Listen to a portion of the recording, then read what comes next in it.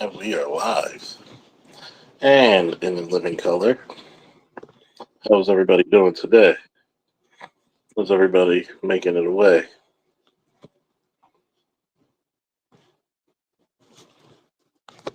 Yeah,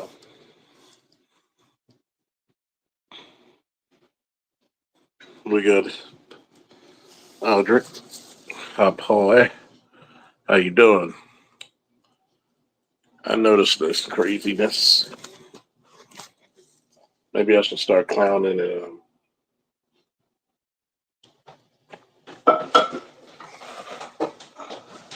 maybe I should start clowning and cooning. Hey, see what's going on in today's world.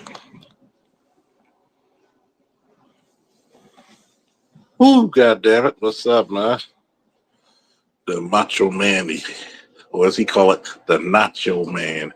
Oh yeah, the Longo Savage. What's up? What's up? How you feeling? Who else in the building?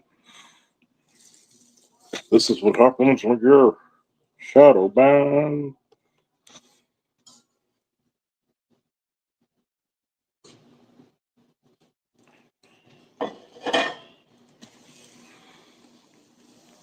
How we doing today? You know, it's one of the funniest creatures in the world. Is the curiosity that many of us get. Too many of us right now in the world really have to recognize certain things. There's a certain amount of ugliness. There's a certain amount of bitterness. There's a certain amount of truth that has to be for it to exist. For example, if one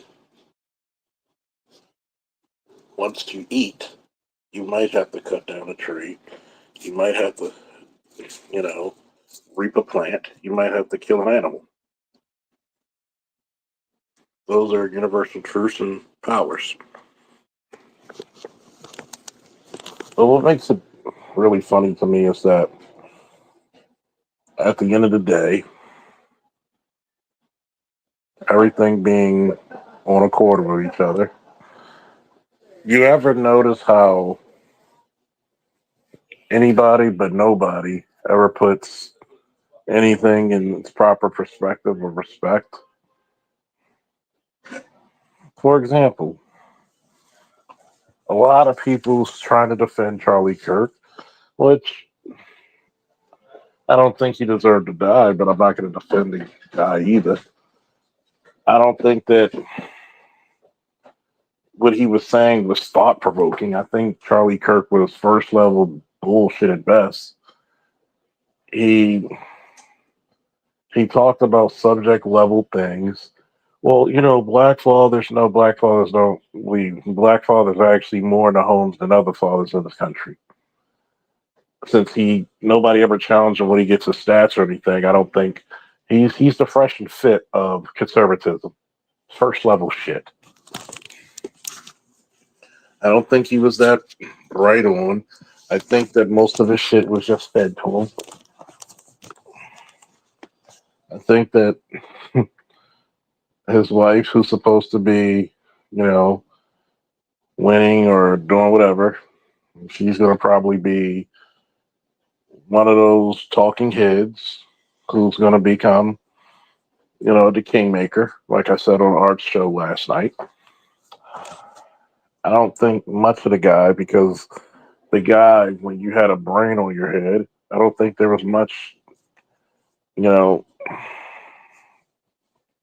to his substance. I don't think there was much to his character.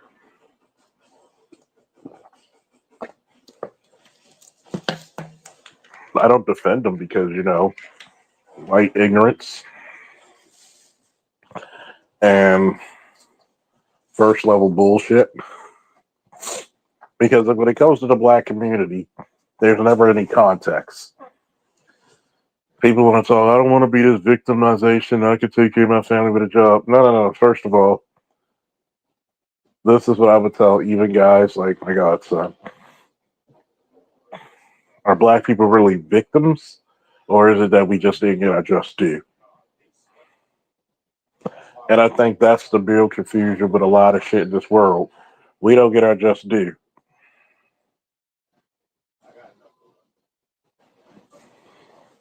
And we allow other people and other societies to speak up for us who benefit from our struggles. You purposely redline black people.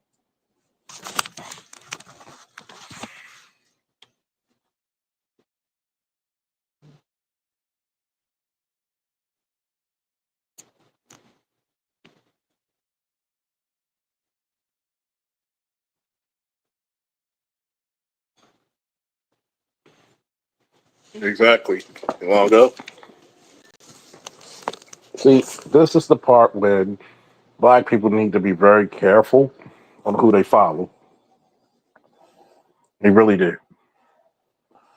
A guy like Charlie Kirk will get you into these conservative parties and places, but they won't tell you how racism is really dominating the scene. They won't tell you how they're not up for your reparations. Show me a white man who wants to see a black man doing better than him. I'll wait. Show me when they're fighting for equality, not equity,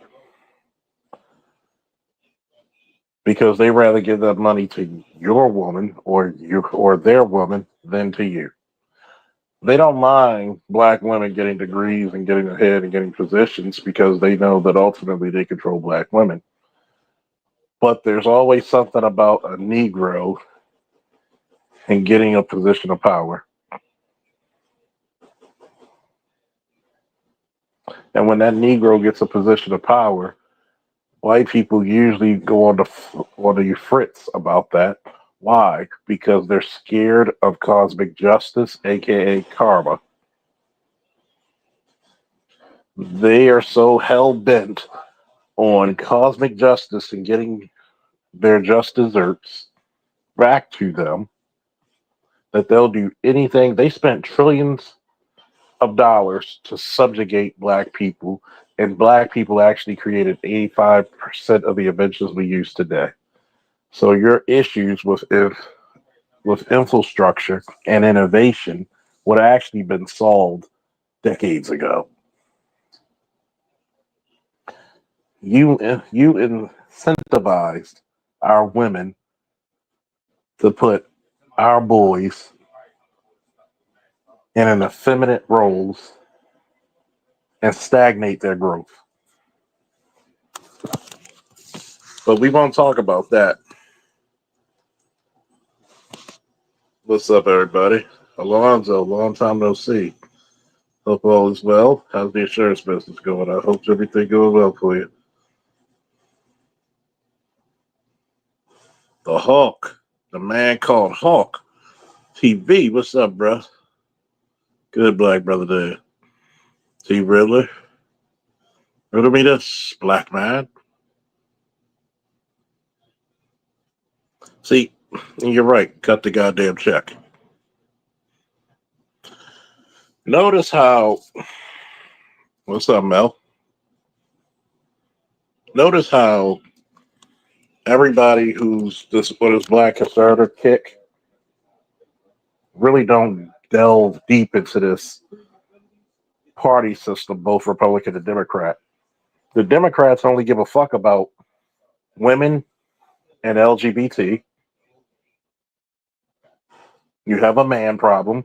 And the Republicans was the hiding ground for white supremacists for so many decades.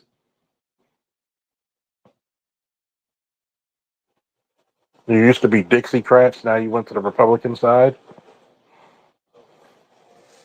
But instead of putting enough black people in both parties to infiltrate the system and take it over from within, you get your cues from your women. And you wonder why you've been asked backwards for the last 50 years. Strategically speaking, of course. it's very rare a pet is going to bite the hand that feeds them.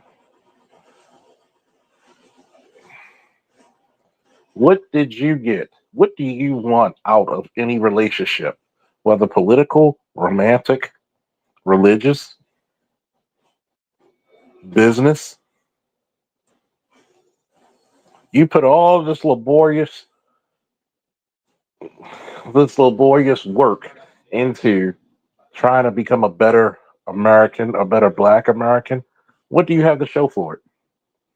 Don't give me this whole Charlie Kirk was right. Oh, he was slanged, all this stuff. Charlie Kirk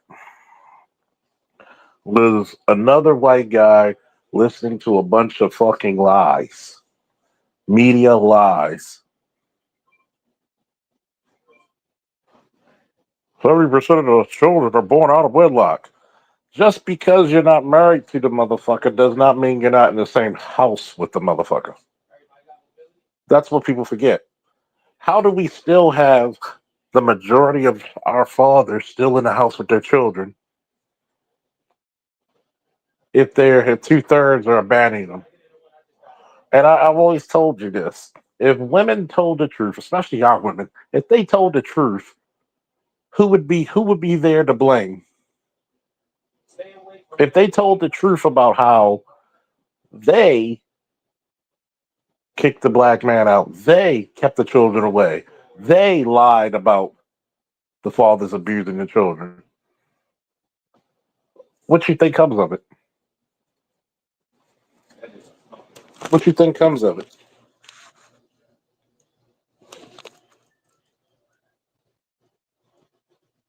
Oof.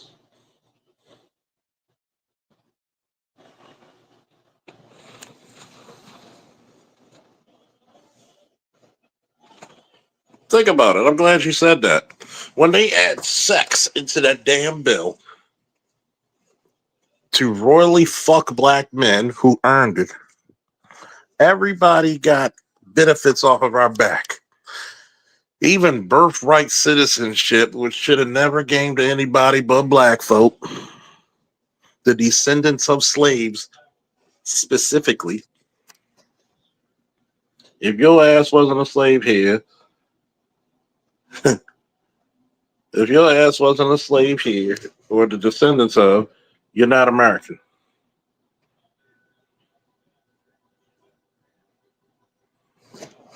I'm just saying this for all these fans of first layered information.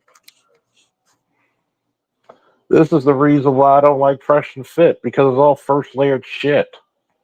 That's elementary, rudimentary. It's first layer. You're not giving us no deep, introspective thought. Charlie Kirk never did anything deep. You know what Charlie Kirk actually kind of did well? He actually told the parents of those college students they should fucking kick the administrative and billings ass of their college. What are you teaching my kids? Well, I identify as a trans non-gender. What the fuck is all this shit about? It's a failure to communicate and comply. It's rudimentary bullshit. That's what it is. It's a fundamental failure that this guy can come on a college campus where you're supposed to have your best and brightest, and they can't even formulate a sentence. They get flustered. And we're going to allow this guy, and by the way, all you motherfuckers who support Charlie Kirk and think Charlie Kirk wasn't racist and all this, what did he say about Dr. King? That he thinks that Thomas Jefferson, not Thomas Jefferson, who's the guy who's the Supreme Court justice? And it was another guy. I keep forgetting the name. Clarence Thomas and Dr. Ben Carson are better role models for black people. Who the fuck are you to pick our role models? And that's another thing. I'm tired of other races of people telling us who our role model should be. But I would ask Charlie Kirk, who are your role models? A bunch of slave owning, human trafficking, revolutionaries, people who denied humanity to others? Nobody ever asked that.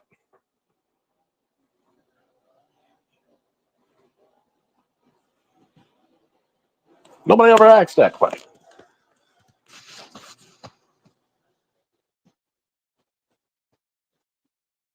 Well, Mel said Charlie debated with young college folk that couldn't even articulate their words together. Of course, easy pickings. Why haven't anybody came over to this side of the bricks? You didn't see a guy like Charlie Kirk say, I'm a debate BGS, Dr. T, Hassan Johnson, Dr. Ron O'Neill, Dr. You know, Dr. Kerry. Hell, why haven't you debated Art New Style? Why haven't you debated Mr. Z? Why haven't you debated Angry Man? Why haven't you debated Charles Faulkner Jr.? Because I'm gonna eat you alive. I want to ask this question. You want to talk about the homicides, but guess what? Y'all commit 100,000 more aggravated assaults. You commit way more sexual offenses and rapes. You commit a lot more burglaries and embezzlement. But you want to pick one thing. But notice, if we go by the FBI crime statistics nationwide, nobody ever picks up where white people are the majority of the criminals. Gee, I wonder why.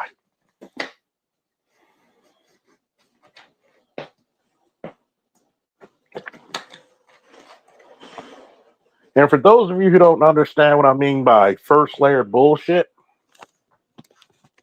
it means giving information without any context. Let me see. Most of your urban environments have the largest, you might as well just say all your urban environments: LA, Chicago, New York, Detroit, Baltimore have the largest police departments. So you could do the heaviest when it comes to what? Policing. And where's usually most of the policing done? In the low income, poverty neighborhoods. When you have strategic task force going through those neighborhoods, instead of actually empowering those neighborhoods with substantial monies that you spent on, illegal immigrants, you could have gave stipends and scholarships to young people as long as they went to school and got a certain grade point average and a certain enrollment average, meaning attendance. You could have gave that money to those young people where you would have circumvent crime damn near overnight. But what did you do? You put heavier task force, and I've heard sergeants say this when they were the shift commanders of a shift, say, well, we can't let them have, a cookout like that because, the people in the neighborhood.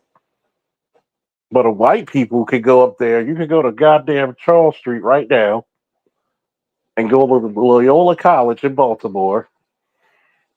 And I bet you, dime after dime, there's more drugs in that goddamn college than on Greenmount Avenue.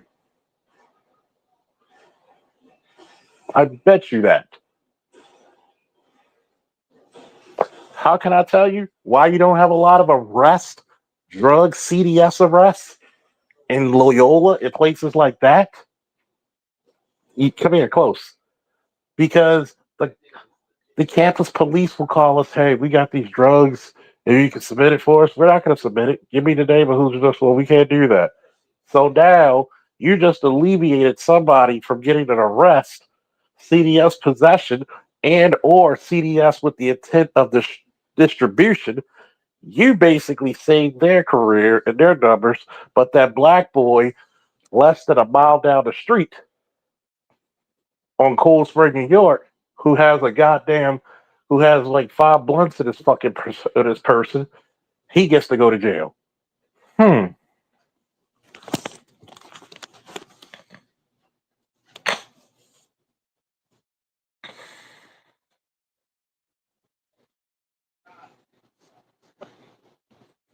Yeah, people won't tell you about how bitter people are. Do you know all this shit's gonna come out?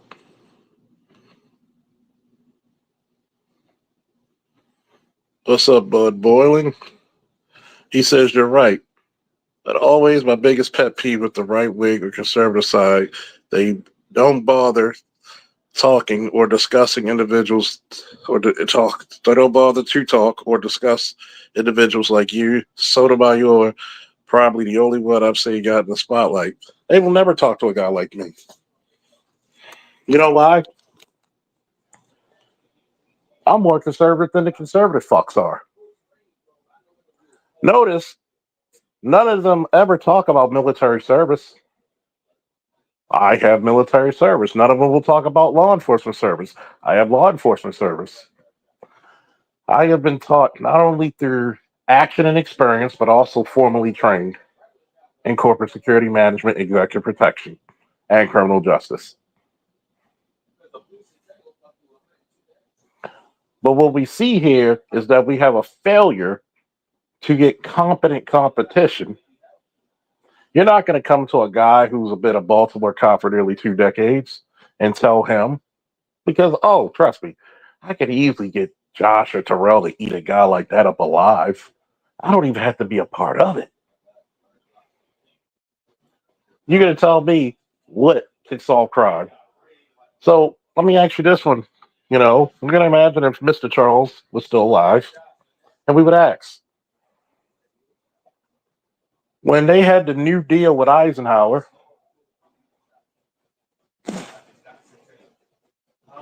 and other presidents, and welfare was not given to black women until what, the late 70s officially. Why was it during the 30s during Roosevelt? Why was it when they were giving government assistance to white folk, that white man didn't have to leave his home, but when you came to the urban centers or black folk, that black man better be nowhere near. He better not even have shoes in the house. Because you remember Claudine, they would check under the bed in closets for shoes. So when you talk about the black man not there, who incentivized the black man not being there? It wasn't black men. Who incentivized in the 90s, which was Clinton, to educate women that were on welfare? But you gave black men 3 strikes and you out. So why couldn't you give the men the same benefits in education and job placement? Because most of these raggedy bitches work for the government. If it wasn't for the government, none of them would have any fucking money. None of them would live in houses. Most of them are broke. Because if you actually look what happened when the government start upheaving the fucking weight of shit, what happened? Most of those degrees, most of those little certifications didn't mean a hillbill of shit because they couldn't compete. That means they were they were sorry as shit. Yeah, correction. Used to work for the government. Former government employees.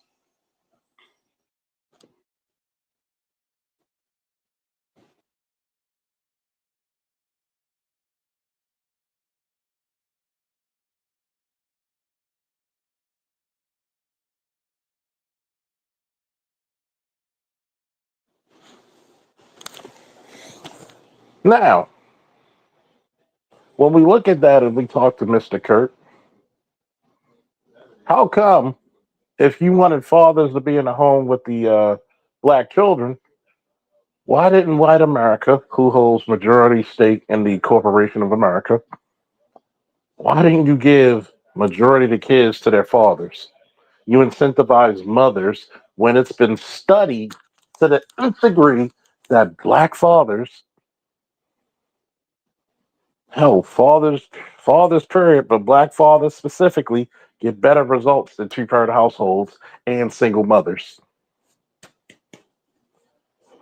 So when we talk about this shit, notice how I gave a lot of context.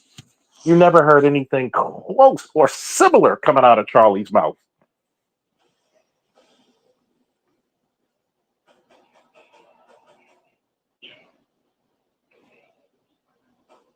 But Charlie would go to these ne'er-do-wells and seditious traitors of black society and be fed these lines without even researching them for himself.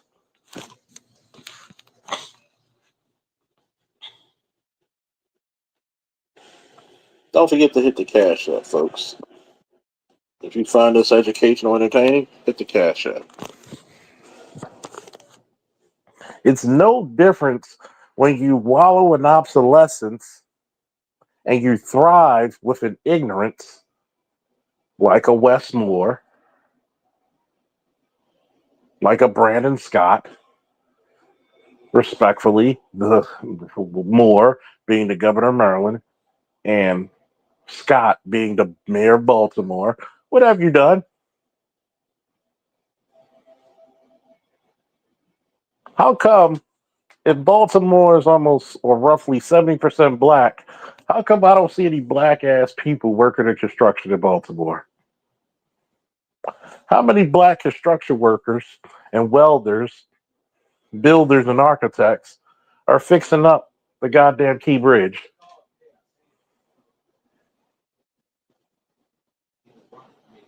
Hmm, hmm, hmm. How come I don't see majority black police in Baltimore? How is it that we're roughly 70% black in the city and only 42% of your police are black? The majority of police in your city are white. Make sense of that shit.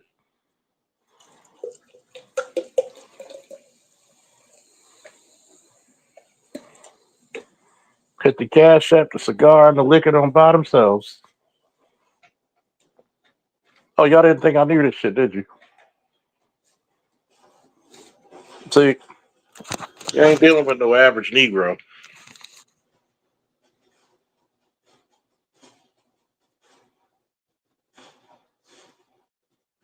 You can't deal that with no average Negro.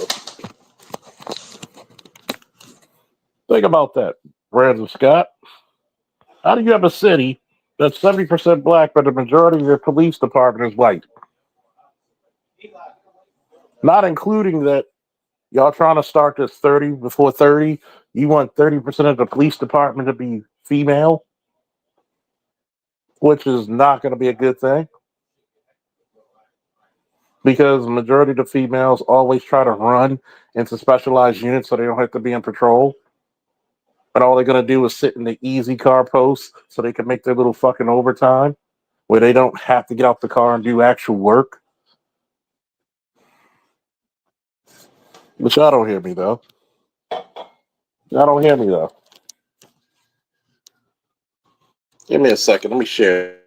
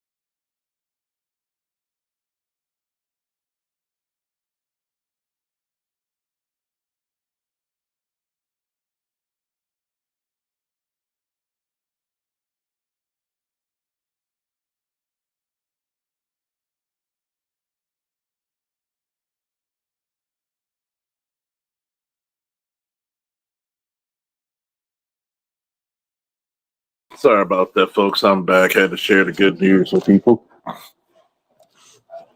Let's not even talk about how places like Maryland had a $5.5 billion surplus of money,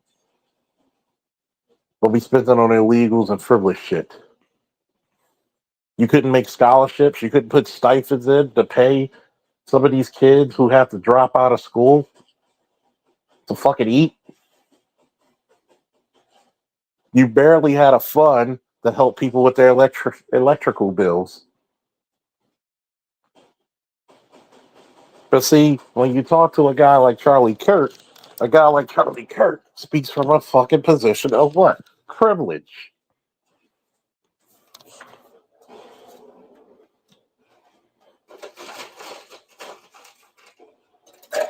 And when you speak from a position of privilege, you don't know how the other survive within their community.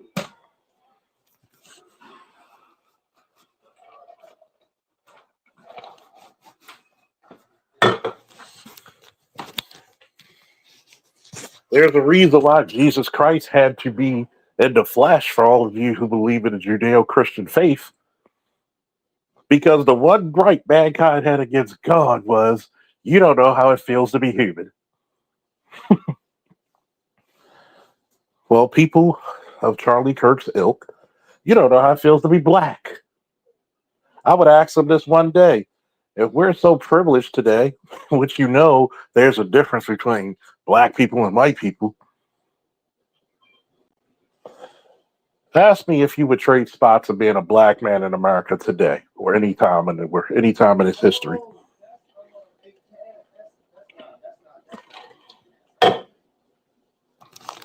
And the answer really should be an astounding no.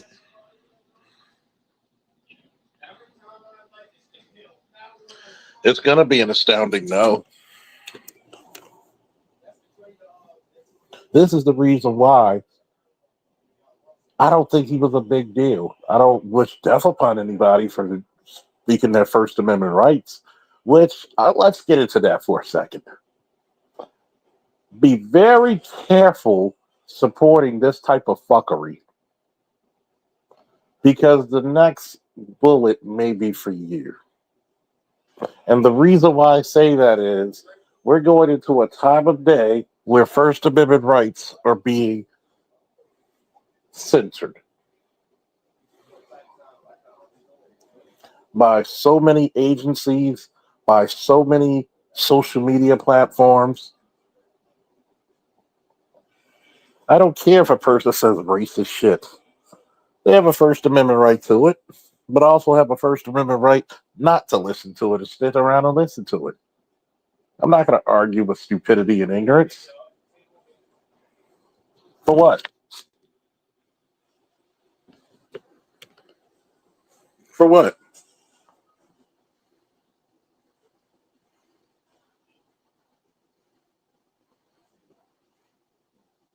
If I was white with the same drive and intellect, life would be on easy mode. Exactly.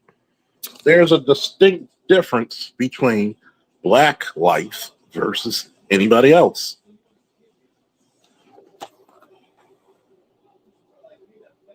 See, black men are not great because of, we're great despite of. Nobody wants to mention that. Well,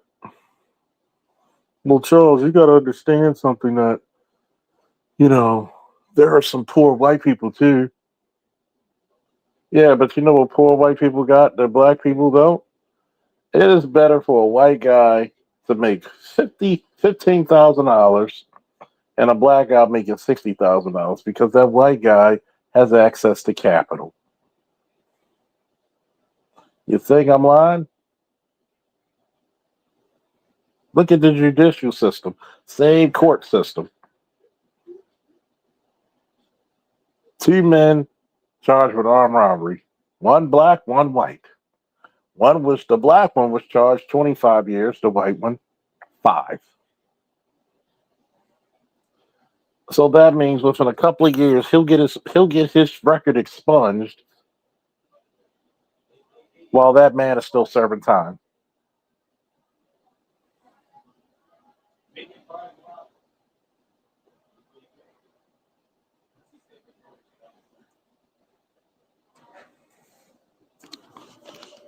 What was the old saying?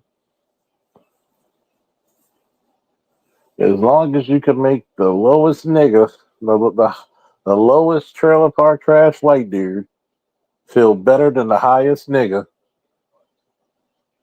he will take it as gospel. What's up, Courtney?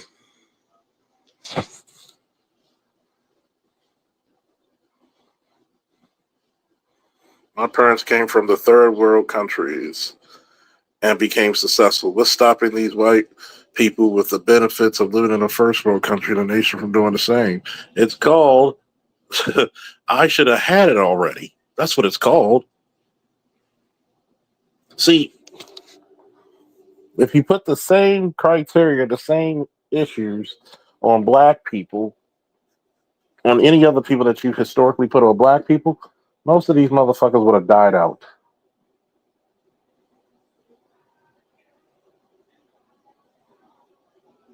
It's all the truth, shade the devil.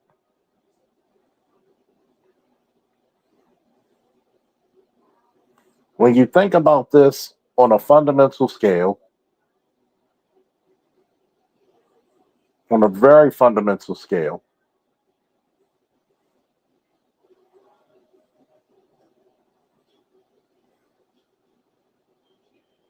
we've been playing a game that's been rigged against us for centuries. And we're expected to, why can't you be successful?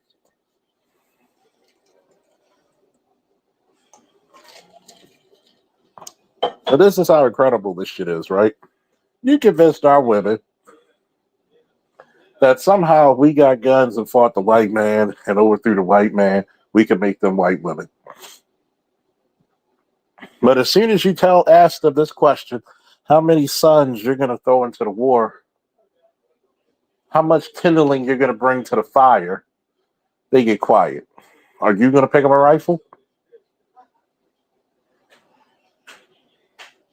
Are you going to struggle out there in the wilderness with us while many of us get slaughtered? It's always what a black man can do for you lately and not what you can do for your black man.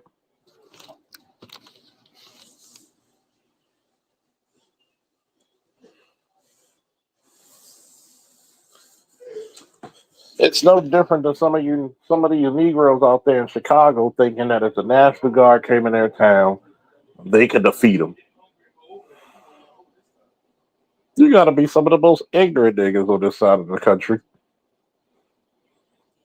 Ain't no problem. This ain't DC. These some real cold niggas. The only reason y'all kill people is because y'all do it at drive-bys. You don't do it against other armed people. You're a bunch of cowards. You don't go against trained people. And many of the people in the National Guards are seasoned veterans of wars. Many of them come out of your neighborhoods and communities who will gladly clean that motherfucker up. And please, oh please, Mr. Trump, oh Mr. President, please federalize black line security like the old time Pinkerton system.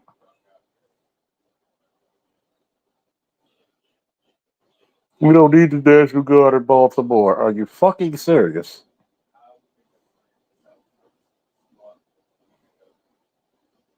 Are you fucking serious?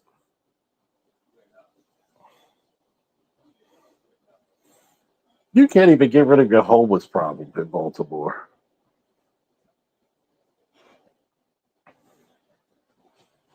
How is it that you got homeless vets out there in the country, but y'all willing to give money for some fucking illegals?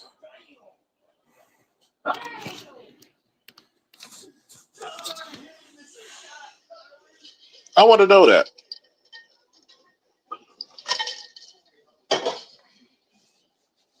I want to know this.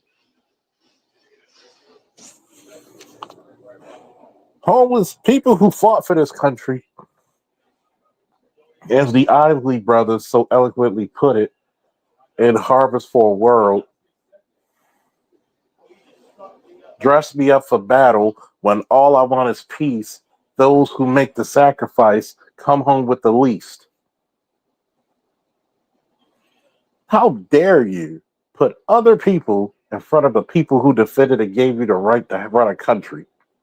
That is not only being a traitor to your fucking fellow American, but that is not upholding the righteous swearing in and duties of an American soldier, sailor, guardian, airman, or whoever.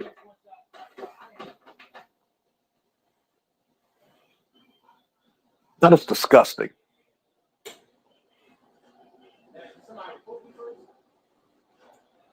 You worrying about trans rights and all this other shit, but we got homeless vets.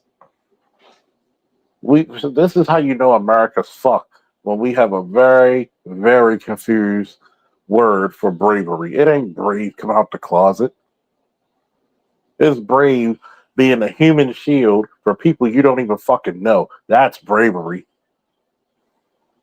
Going inside of a burning building to rescue people you don't even know. Going inside of a fucking crime scene that's still active to rescue people you don't even know. But you want to promote a bunch of fucking whores because they graduated a bullshit college. And you know who I'm talking to if you're part of the department.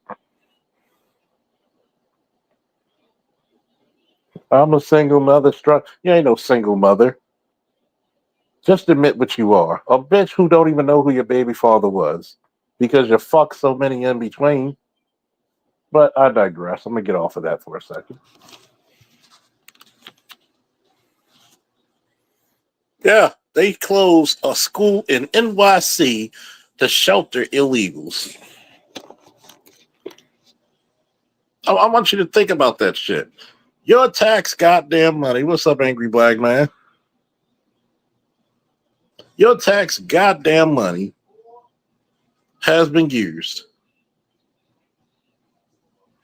to shelter illegals, to kick your kids out of school, by the way, because they want a new demographic to get their votes. They're trained in COR, combat operations, rear end defense, urban pacification ops, civil affairs units, MP units. Yeah, yeah, yeah. But a motherfucker like me don't know what I'm talking about. See, I've been in the system long enough to tell you the system isn't fucking for you. But guess what? Should your kids take advantage of this military? Yes. You need the skills and the money and the benefits. Yes. Right now in Baltimore, why isn't there a push to send your boys into the military? But you will keep them sitting on your fucking couch complaining about them not working because you are happy to see them subjugated by you and the government.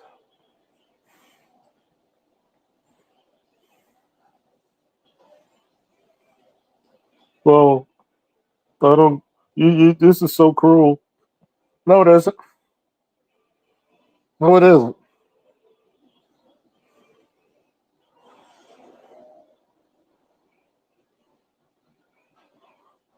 I'm going to tell you exactly, and I do mean exactly what's going on.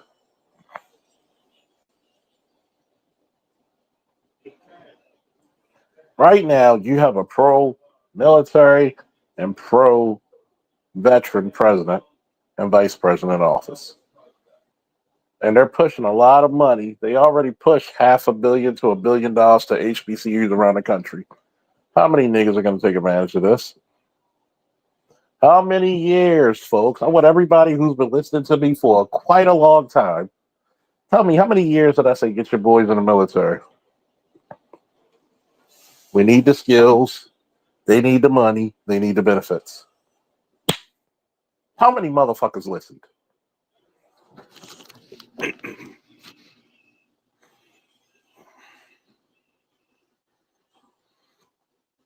How many?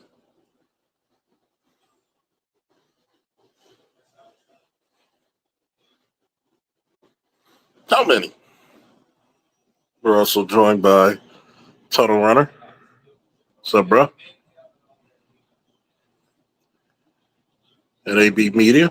Woo! Little Rock, what's up? I just want to know this. Thank you, since I've been online. But a guy like me preaching this shit, I'm the enemy. You shouldn't go to no white man's military. Number one, the military is actually a black man's because we're the first to kill and die for it. But you will sit your ass in a white man's prison cell in a penitentiary, and you're going to be what good to your society at that point? What good? What righteous thing can you do when you're incarcerated? What productive citizenry can we get out of you? I'll wait. Probably listened to too much goddamn Charlie Kirk. Oh, thank you, ABM, or White Man's University.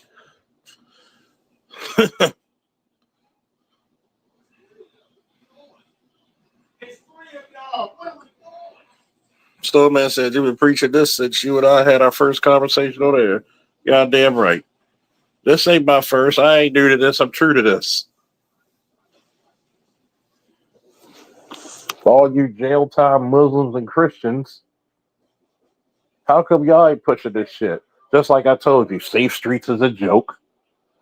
It's basically money embezzlement for fucking ex-cons when you could have spent more money giving stipends to kids to work around the school. Why haven't you built trades back into the schools yet? I mean, really? Why haven't you brought back college prep to its pristine limit?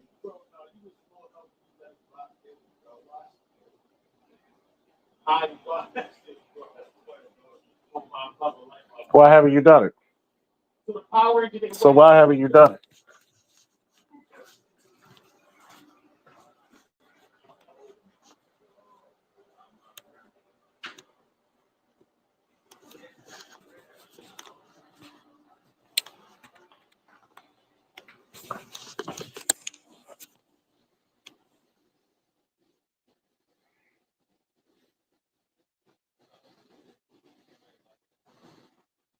Or money for the parents to pay for tutoring. Exactly. Notice every time I give, notice if you look at my count, when I start giving solutions, notice my count for viewership goes down. The shout out to Prism. Exactly.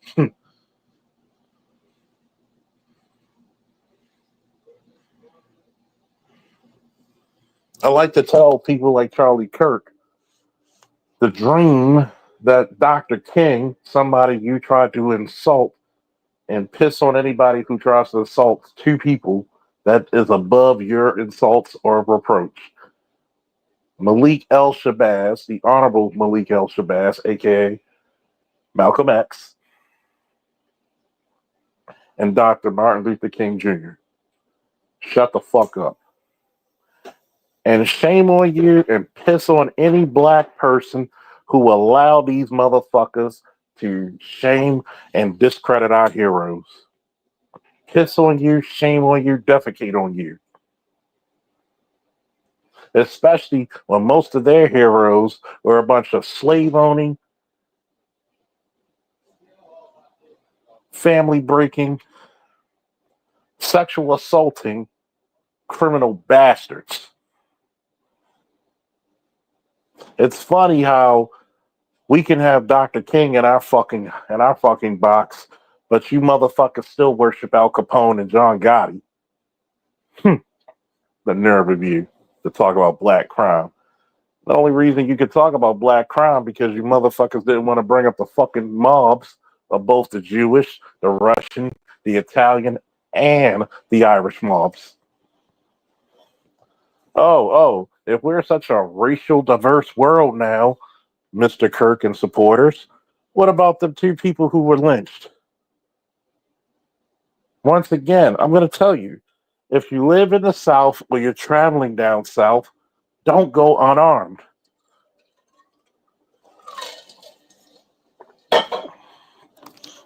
Do not stop in a dark area for the police.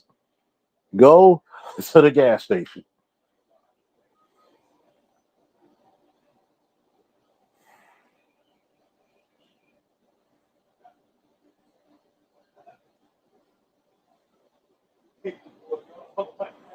Do not. No. Every time I travel into Virginia, I'm armed.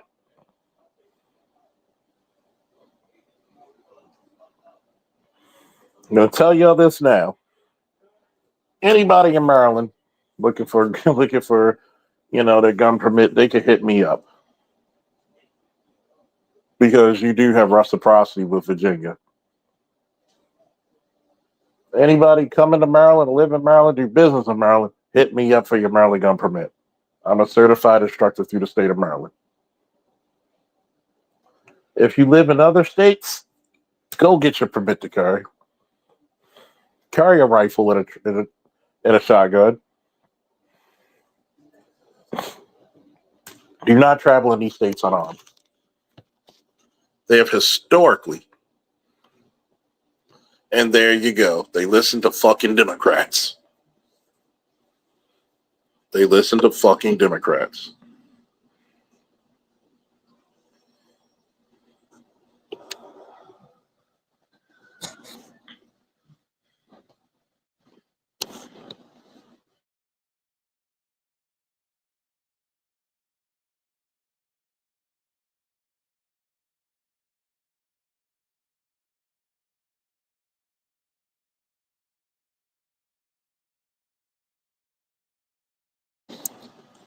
Don't allow any party to tell you to give up their guns and they don't give up theirs first.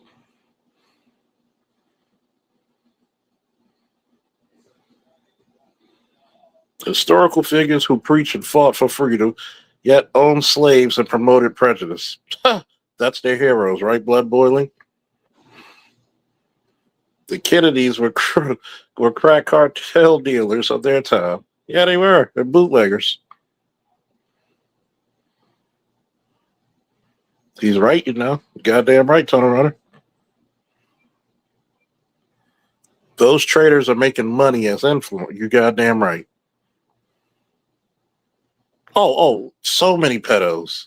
So many pedos. And shout out to your nephew and his damn near almost dropping a 50 bomb on him.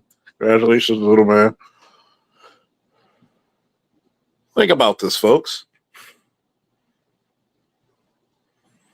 He said, Charles, it was a white Republican that made it possible to illegal carry in Maryland. They never mentioned. How many times have I said, thank you, hallowed be thy name, Larry Hogan?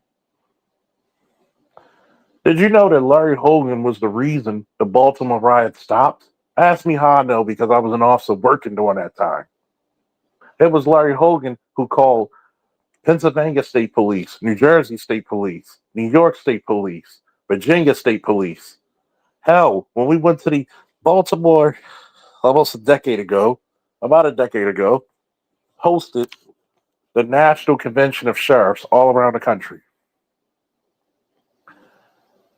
It's the first time in a long time you were proud to be a cop, because all these sheriffs, black, white, and in between, looked at us when we were detailed there and shook our hands and said, you guys are fucking heroes. You see sheriffs with the fucking cowboy 12-gallon hats and shit give you all these coins and shake your hand and say, you know what? Anytime you need a job out the fuck out of here, we got you. I should have took them up on their goddamn offer. Hell, there's a couple of offers when my son walks across the stage and get his diploma. We gonna make it work, baby. This is what tremendously hurts me the most. You talk shit about the Republican, but the best motherfucker that you had as a governor was Larry Hogan. He gave you a $5.5 billion surplus. Maryland at that time was one of the richest states in the nation. We didn't even need government help that much because we had enough where we circumvent all the money back into the people in the state. The first fucking year, Westmore, bada bang, bada boom. We don't have the money anymore. We actually had a 7.2 deficit.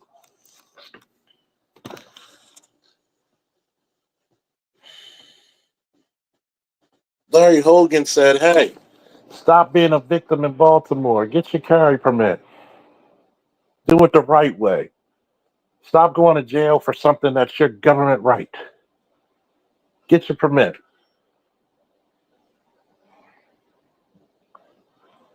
I myself am very pro Second Amendment. I don't like seeing people being made victims. When you take away, it reminds me of this old detective once told me, when you take guns away from the citizens, they become subjects because they become subjected to your rule. Notice the people of Great Britain are not called citizens, they're subjects.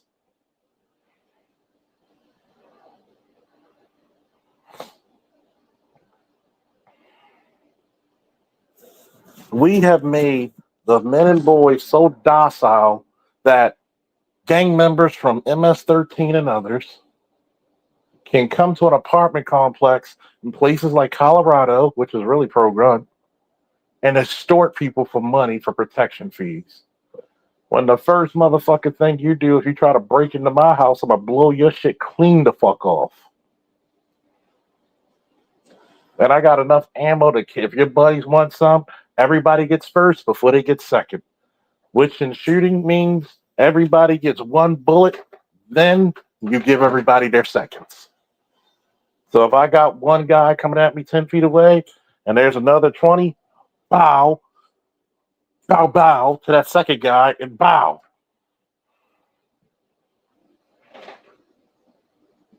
I've always said this. A man who can't protect his family is not a man at all.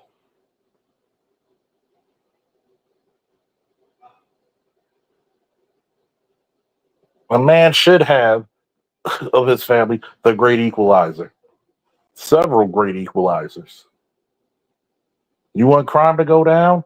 Let everybody know that 80% of your fucking citizens carry. What did my man say in Florida? We'll shoot you stone the graveyard dead.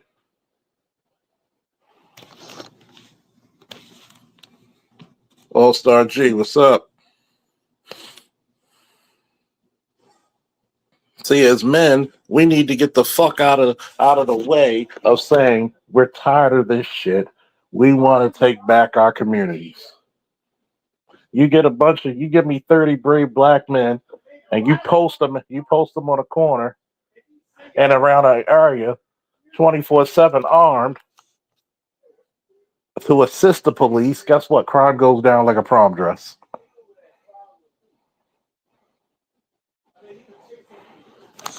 But nobody wants to talk about that. Angry Black Man said, now the real question is, where are all the black Democrats that push for legal carry? Remember what Wes Moore said? I know how to keep you safe. Tell that to the motherfuckers getting shot.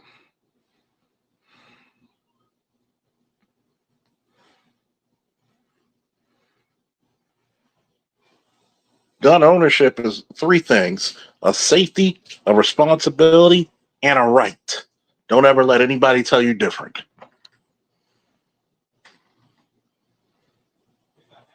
Don't ever let anybody tell you different. If somebody tells you different, tell them they're unconstitutional.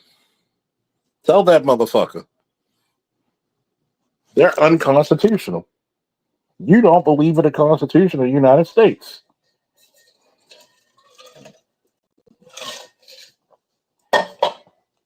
Anybody that's anti-gun I'm going to say this. You are no different than the person who voted that slavery should still be legal.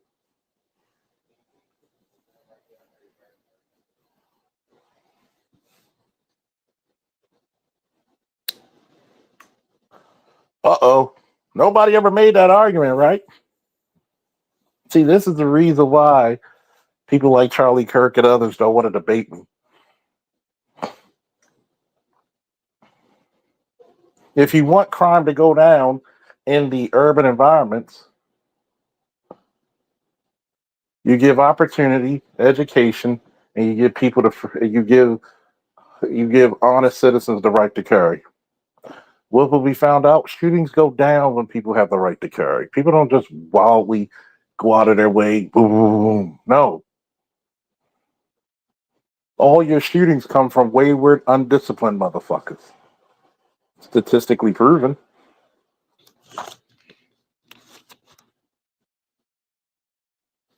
Charles, what are the other things people can carry if they don't have a permit? Get a knife. Get a pocket knife that you clip on. Get two. Have your keys in your hand. Situational awareness is a motherfucker. Greatest weapon you can ever have. Get a nice little sturdy ballpoint pen. Get like a little pen-like dagger. When people come up, right in the joints, right in the neck, right in the collarbone, right in the chest.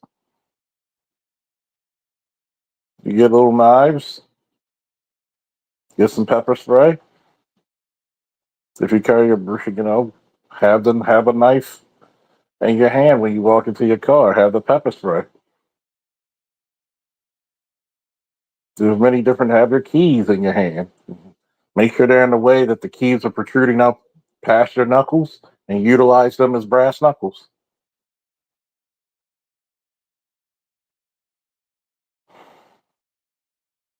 Have some type of pepper spray. Have some type of baton that's expandable and collapsible.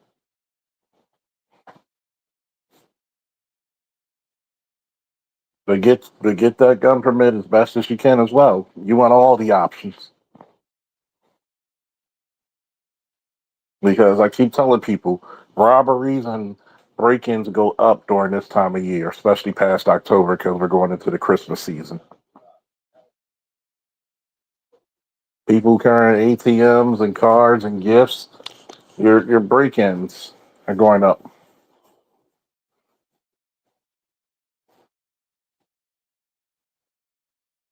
Okay?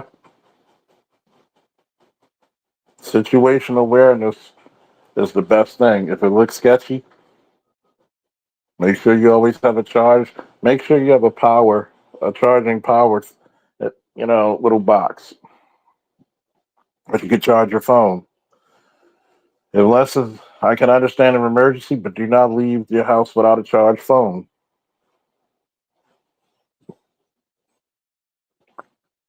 Always look around, watch your back. Simple shit to keep you alive.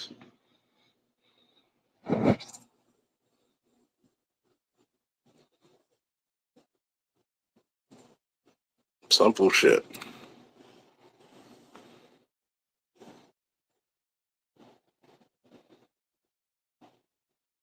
Well, yeah, you want everything to be practical. But traveling down south, no. You don't travel down south without being armed. Stupid. Stupid. I'm not blaming the victim. Don't get me wrong. God rest their souls and God comfort their families. But for anybody who's still among the lips, stupid. Don't put your trust in a lot of these motherfuckers. All right? You don't want, first and foremost, you don't want to keep anybody on a dangerous long stretch of road. You never know when you might get stopped. You never know when you're being followed. You don't know what they are. Even if you get a gun, have 3 magazines with you, and not including the one inside the firearm. Have options.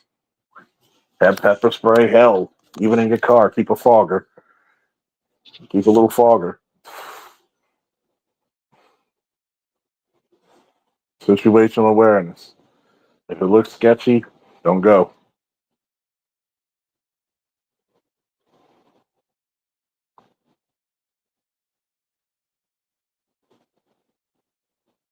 If you feel as though you're being followed, do a figure eight around a couple of blocks.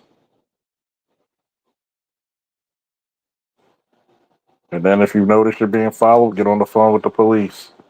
Give them the best description of the tag and car as possible. And then you know what you do? You find out the closest police station and you drive up in the parking lot.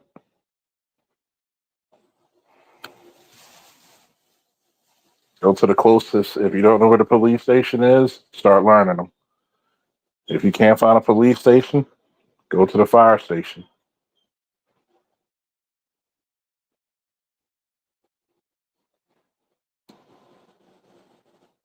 Stop. Trust me, you stopping right in front of a fire station or a police station. We'll see if that motherfucker still follow you and they're still bold.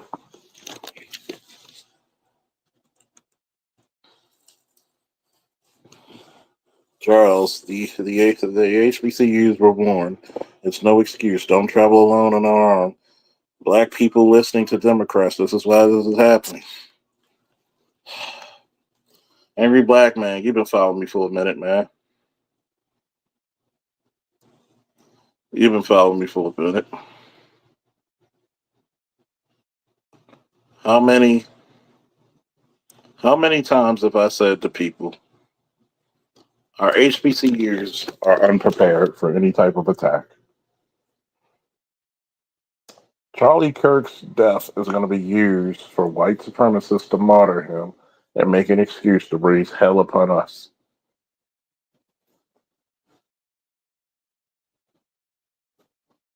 Black people should basically support black security firms, armed ones. They should support black police officers or any police, but in particular black. Not being a racial thing, but guess what?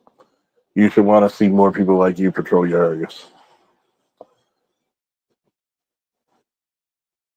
You should have you should tell your kids, especially your daughters, because for some reason your college age daughters think they're invincible and they love going to the store with their friends with their little bunny slippers on. Number one, you don't go to no store, no mall, or anything like that with any goddamn slides on.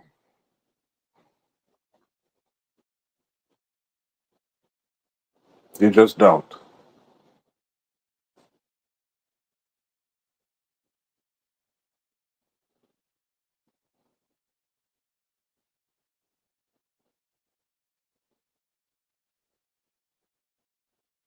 You just don't.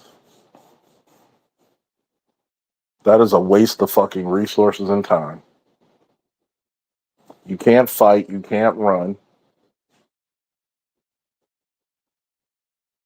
you have nothing.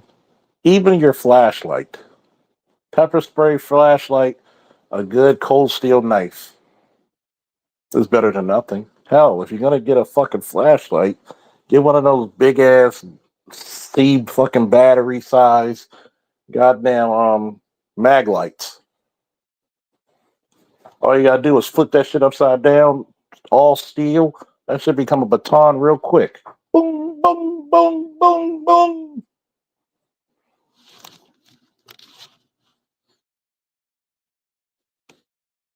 You're right, Andre. If you're wearing slippers, you're slipping.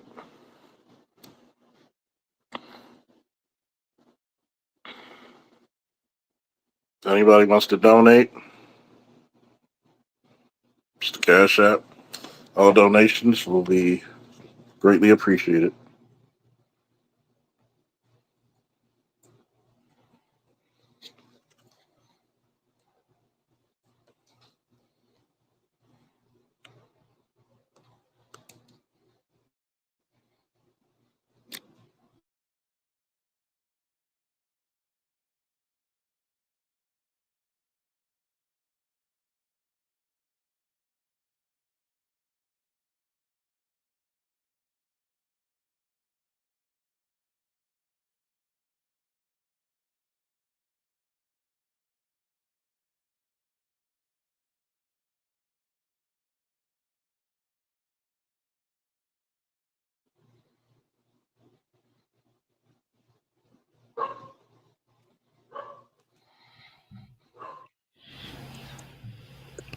What's up, my man?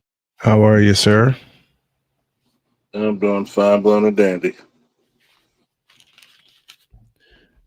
You've been saying all this since we met, and Matt, God rest his soul, introduced you to me Oh yeah. when I was living in LaPorte, Indiana, 10 years ago. You have been preaching all this since we guided you to this space with a Yeah. 3 hour conversation, and then you took it and ran with it, and I'm proud of you. Appreciate that. I I'm, am I'm very, just I'm very proud. I am very proud of you.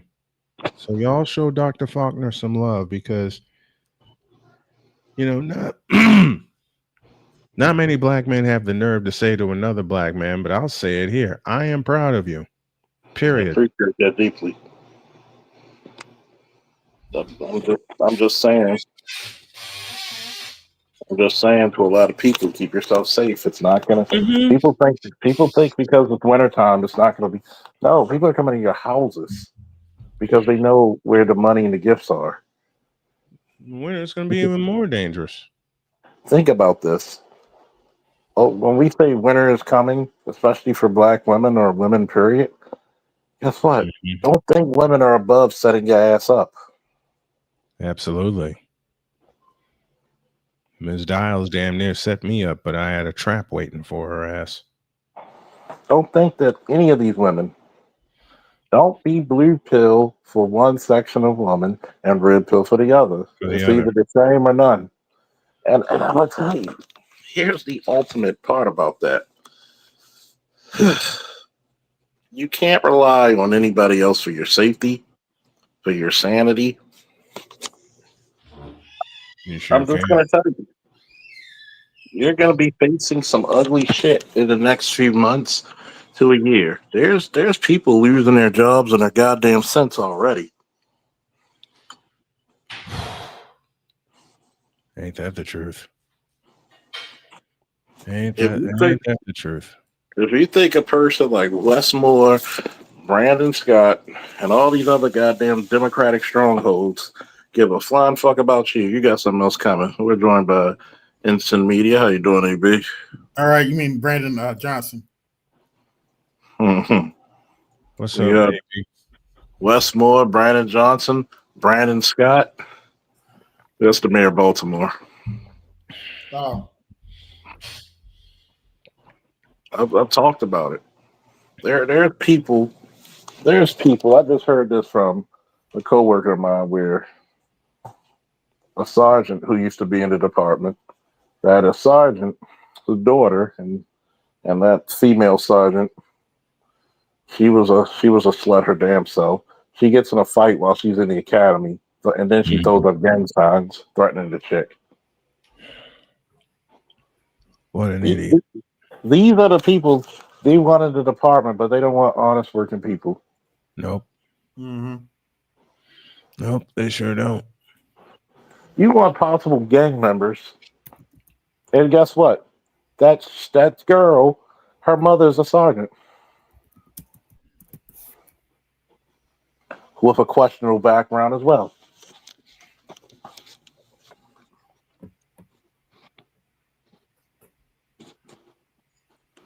That's just so sad.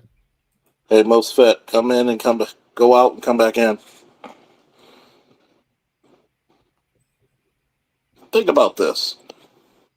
Democrats have said nothing on encouraging men to be greater fathers and leaders, but you rather push LGBT and women. You have one party that's been the safe haven for the LGBT and the feminist women. The other party been the safe haven for white supremacists. Mm-hmm. And who's left out in the cold? Your Well, black black ass. black men been left out in the cold, but black men said, "Fuck it, we'll go kill a couple of bears and make coats out of them. We'll take some timber down and make a log cabin. We're staying in warm for the winter. Fuck you." Mm-hmm. Mm-hmm. Mm-hmm. We've been forced to go it alone for a while, and it pissed them off that we actually did go it alone, and we are successful at it. When you when you're so used to the system not giving a fuck about you, It's actually beautiful. Mm-hmm. Everybody else wishes you hell, so you learn to survive. Well, Well, that was you the can go idea for us not to survive, and yet when we did, and we actually are beginning to thrive even more now, Mm-hmm. that just makes them even more crazy. Oh well, it sucks to be Mhm. there. Very much so. That's how I look at it. It sucks to be there. Yep. It's like me. I gave up my fight with the state of Indiana a year and a half ago. I'm like, all right, watch this.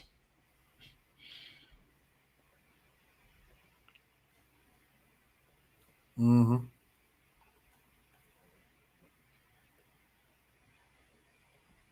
Yep.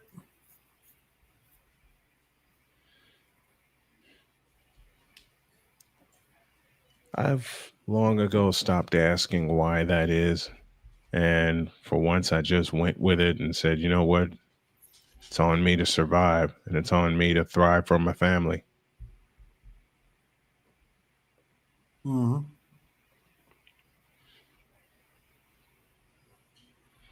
And you're right, All Star. We have been going it alone for a long time, since 1619.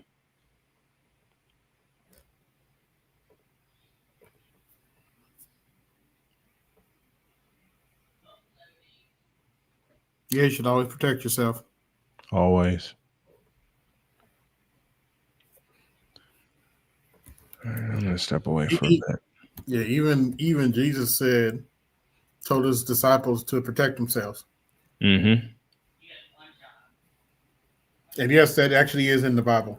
It is. It is. I'll be on later to talk about how black men need to protect themselves. You need to let some of these heifers choose the bear. Let him have the bear. Let him have the bear, and I hope that bear eats them the fuck up. 'Cause I'm tired of seeing men failing in this shit. Oh, it's going to eat them. Yeah, unfortunately. What Mm-hmm. they'll understand is bears are herbivores. In other words, they're known for eating you alive Yep. while you're still alive. Yep. A They very sure are. painful way to go.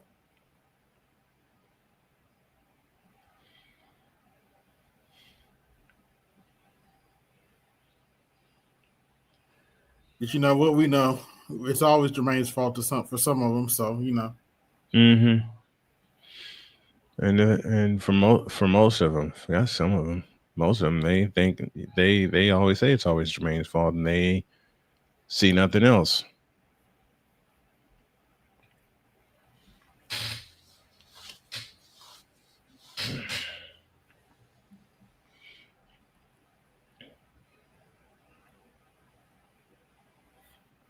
But they don't need no man, right?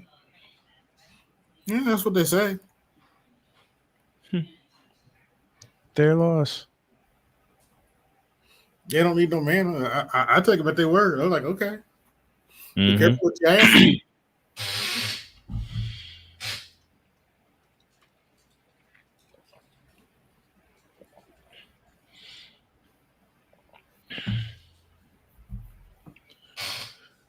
Beware of what you ask for. That's what I've been told a long time ago by my dad. Yes, my dad.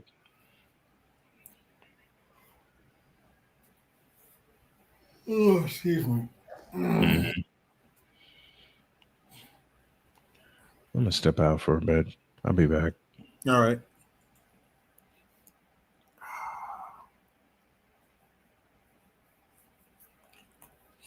Hey, Charles, there. Okay, he's doing something. I am here right now.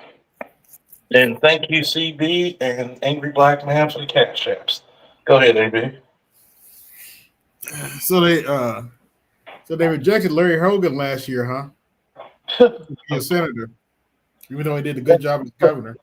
The guy who made Maryland turn around as governor, you rejected him. You you fucking morons. Yeah, well, let him have info. You fucking morons. I hope they can live with their discretions. I hope they can live with that. You got to find out. I really think this broad is going to look out for you.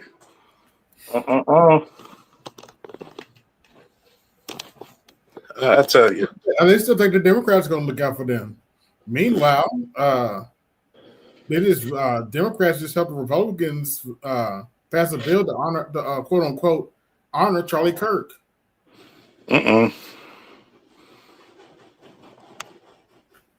Wow. Some of y'all who are hating on Charlie Kirk so bad that you're losing your jobs, some of y'all think the Democrats still care about you, right? Oh, all right. Oh well. I wish them well. Not in hell. Yeah, well. Hey. Life goes on. On and on with the break of dawn. I mean, if you're stupid enough to let things go the way of the troll, then that's what happens to you. If you're stupid enough to let things go the way they go, good. Well, Charles, my question is, since some black people clearly let the Democrats lead them around by the nose, are y'all going to honor Charlie Kirk now too? Failures. I mean, that's the question. Are you going to honor Charlie Kirk now? Serious failures, man. We're joined by ABM, fellow Baltimorean, loyal subscriber, and contributor. How you feeling?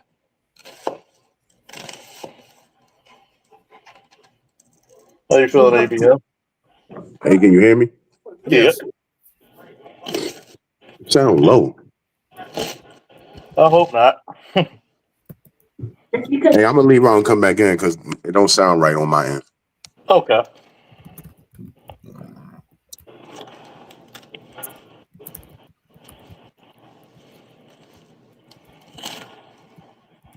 So what do you think about what I said about Kirk and black men protecting themselves? AB? Yeah. What do you think I said about Charlie Kirk and black men protecting themselves? Well, as far as black men protecting themselves, that's a given. You know what country you live in. And as far as Charlie Kirk goes, okay, he said some racist shit. What else is new? That's white people, white people.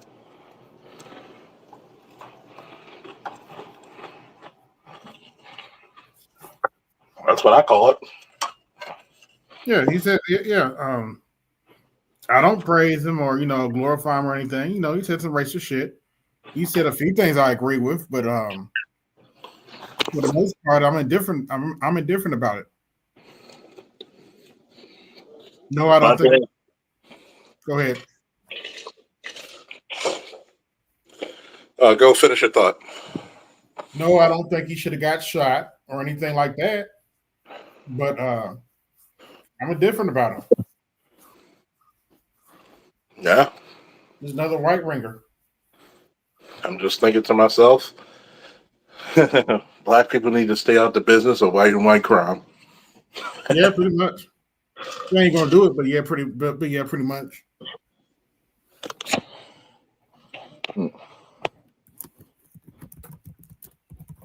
ABM, you back? Yeah, I'm here, man. What's good? All right, man. What do you think about what I was saying about the Kirk and all that black people protecting themselves and the HBCUs? Well, it's like I said in the comments, the HBCUs were warned, and it's no excuse. And I hate to sound cynical, but black people listen to Democrats, and that's why black people still have this "we are the world" mentality with all this fake wokeism shit, and they don't live in the real world. Too many young people today think the 60s and the 50s was a million years ago. Mm-hmm. And it's simply not the case. You go into one of these black schools, you ain't even got to go to the damn schools. You living down in the South, Mississippi, and you're not armed. That one kid, he was 21. Dog, you should hop on that the moment you turn 21. You should be walking around armed, dude. No excuse for it. Mississippi, of all the places, one of the most racist states. Mhm. I'm sorry. I'm starting to think parents are making their kids ill prepared.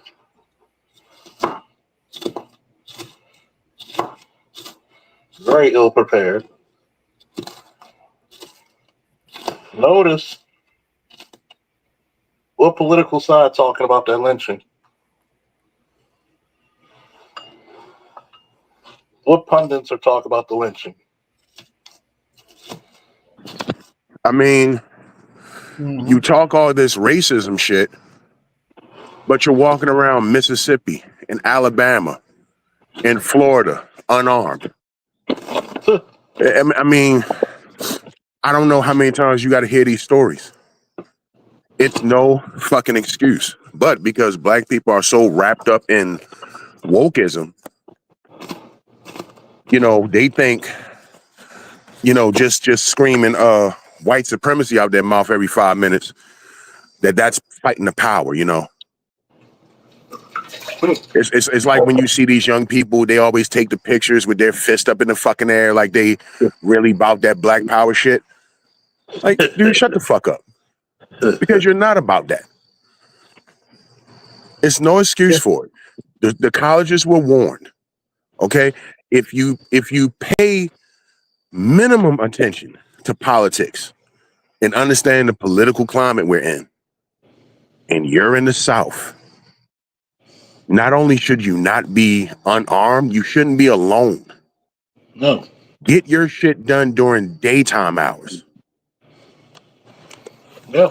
There's no excuse for that shit. And, I hate to be that guy, but, the kid, when you look at the pictures, he look kind of effeminate.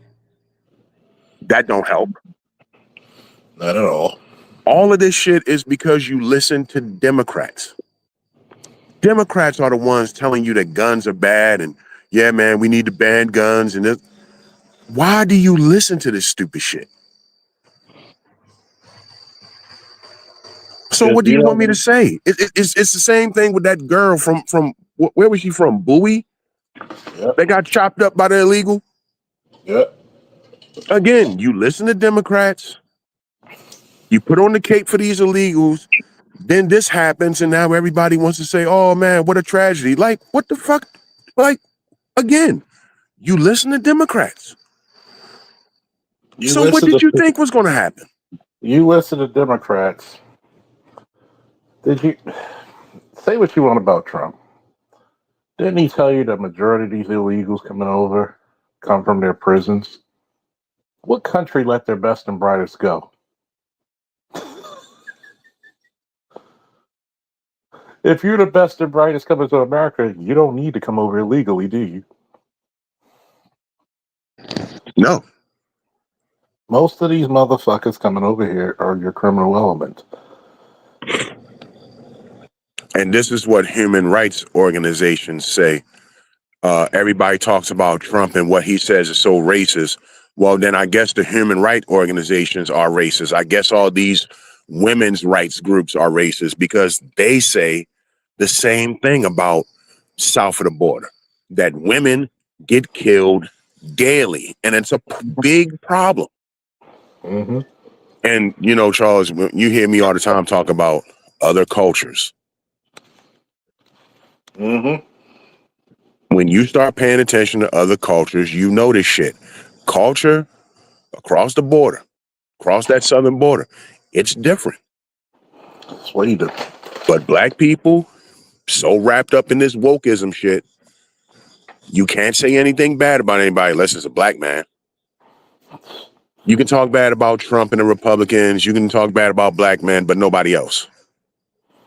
But you got fucking stone cold killers and murderers, MS-13, fucking all kinds of cartel members coming right over. You know, during the Biden administration, there was a known terrorist who told Border Patrol, if you don't know who I am, you will.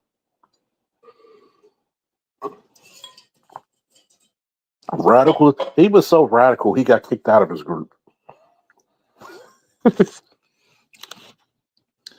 I wish that I could make this shit up for you folks. Yeah, guns may not save your life, gives you a fighting chance. The chicken Bowie lied to her father. She was either dating the guy or prostituting.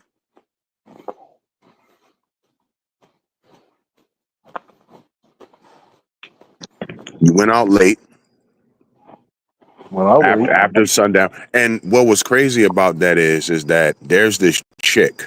She has a YouTube channel. I forget the name. Some black. Well, she looked black. She looked like she might be mixed with something. mm-hmm. She has a big following. You know how these divester bitches are, because that's what she really is. You know, so she got like 100,000 subscribers. And when she first reported on the story, of course, she initially blames the father, tried to implicate the father in the murder. Wow. Like, what a slimy bitch. Wow. And now Whole you're time. reading the comments, and you know, people saying, well, you know, the father shouldn't have let her out. Like, what the fuck are you talking about? She's not a kid. No. But No, yeah, what happened is she was hoeing. That's what I think. And that's what a lot of people think. She was on it. Because your Democrats propped up people like Cardi B, people like Meg. They're people you should listen to. And let's also say the Democrats also said we should decriminalize prostitution. So if this 21-year-old girl, what was she, 19, 21? She was 19. And if daddy's not going to get it for her, and she's not working, she's going to get it the best way she can. And lied to her father. But she's from fucking Bowie. You're not hurting. No, you're not. You're not fucking hurting. And No, you're just a kid getting in a game that you know nothing about because you're not from the street. But you listen to Democrats and you listen to rat bitches and you think you know something, and you found out the hard way that you were way in over your head. Mm-hmm. And all of these black people making these videos of how tragic this girl's death was, you motherfuckers voted for this. It's the fucking Twilight Zone. It's scary. It's scary. And what's crazy, Charles, is when's the next? We got about what, a little over a year before the midterms. Yep. They're all gonna go and vote for Democrats again. And they all fucked you.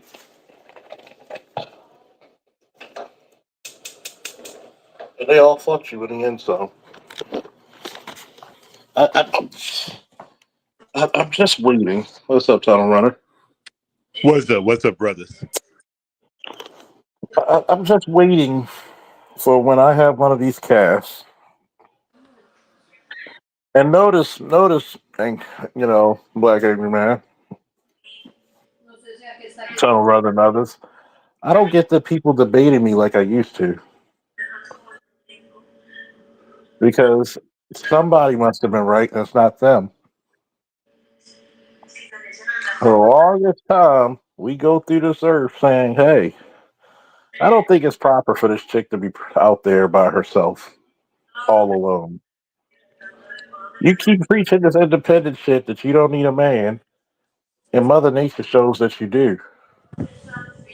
Women in the wilderness are fresh meat, okay? Women in the wilderness are fresh meat.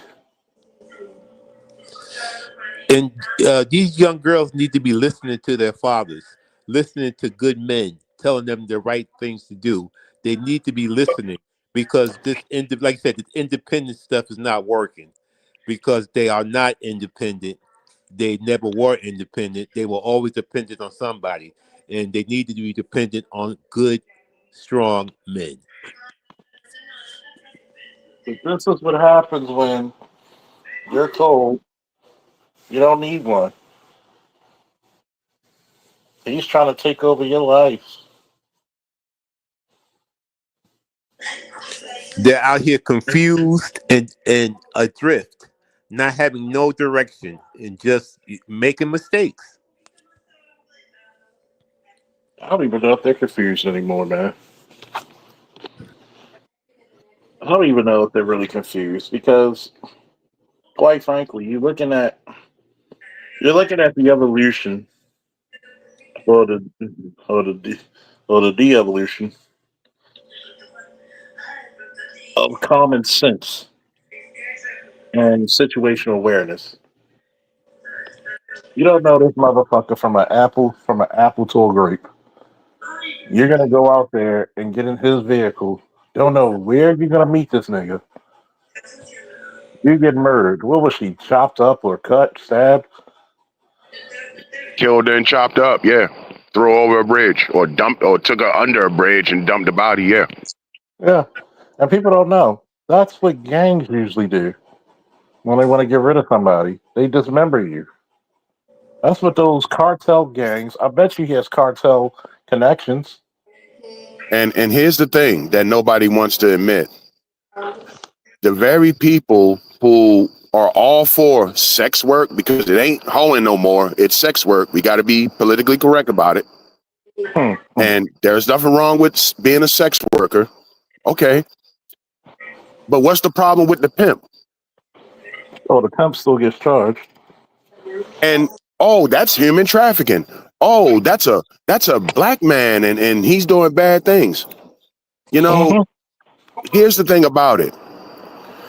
If Shorty had a pimp, the pimp would give her game.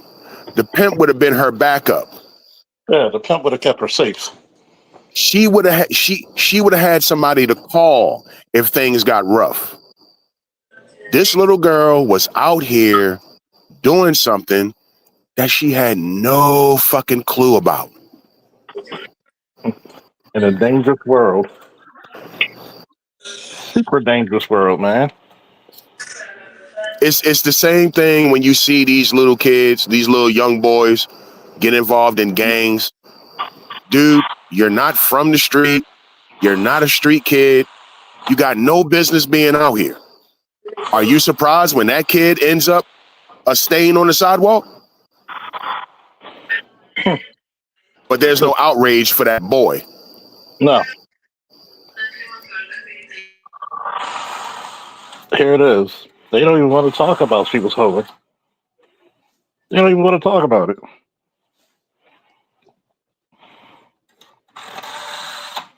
Hey, Charles, they call that controlling. You controlling. If you're trying to talk about it, if you're trying to help somebody, they call it controlling. You controlling. Exactly. Exactamundo. But control is the best way to keep you safe. Control. What did I always say? The first rule of protection is obedience. Okay. You can't go out there and say that doesn't make sense. Yeah, it does. Yeah, I mean that's how the only way you have order is to have some control and have some submission. And they don't want, no, they don't want to submit. So it's going to be hell out there. If you want to be a wayward chick going out there into the wilderness, And next thing you know, you're going out there and you think you can handle what men can handle. Men get killed for shit.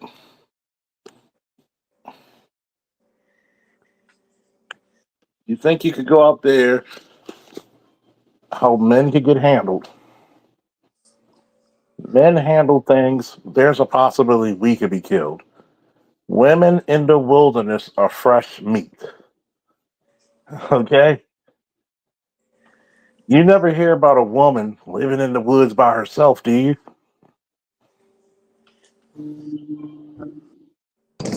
Of course not, because it's fucking stupid.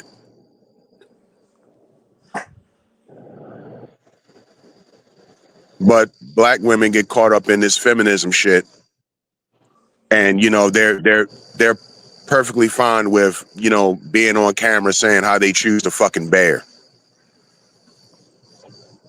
I mean, this is just the mind of the average black person nowadays, particularly women, just fucking stupid, clueless,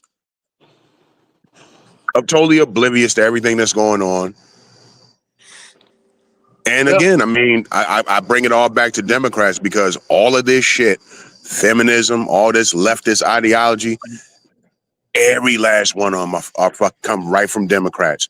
You can't show me a Republican feminist. I asked the question earlier. Show me the black Democrat that's pushing for, you know, less strict carry laws in their states. You never fucking see it. None. Because they jump, they follow right behind Nancy Pelosi and Chuck Schumer. Yeah, let's get rid of guns. Yeah, let's ban Glock. And you're out here twisting in the fucking wind. To the point that you're a black person living in a Republican state, but you're so wrapped up in Democrat ideology that the fucking news right after Charlie Kirk gets killed. Hey man, these black HBCUs been threatened. Some of these black HBCUs are on lockdown. Credible threats. And you niggas are just walking around, just living life, Aimless. not paying attention. Aimless to the motherfucker. And then you find out that a lot of these Democrats, Cory Booker, Hakeem Jeffries, and others, yeah, let's give Charlie Kirk a national holiday. But you know what? It's not even gonna fucking matter come midterms. Stupid black people, dumbass black people are gonna run out at 90% and vote for Democrats any fucking way. But you're so mad about racism. You're not that fucking mad. If black people were really fucking mad, and let's be real, you know, Cory Booker and Hakeem, especially Hakeem Jeffries, somebody really likes that motherfucker because he gets a lot of money from AIPAC. That's why you never hear them speak on anything black. And I keep telling people this shit. Stop underestimating these light-skinned black Democrats. I call them the diet niggas. You know how you got Diet Coke, Diet Pepsi. They're diet niggas. Oh, they're the Obama and Kamala was the same thing. That's what the Democrats really like. See, you dark skinned, you're not going to get pushed but so far in the Democrat Party. Mm-mm. You got to watch these light skinned niggas in the Democrats. That's who they push. And the worst part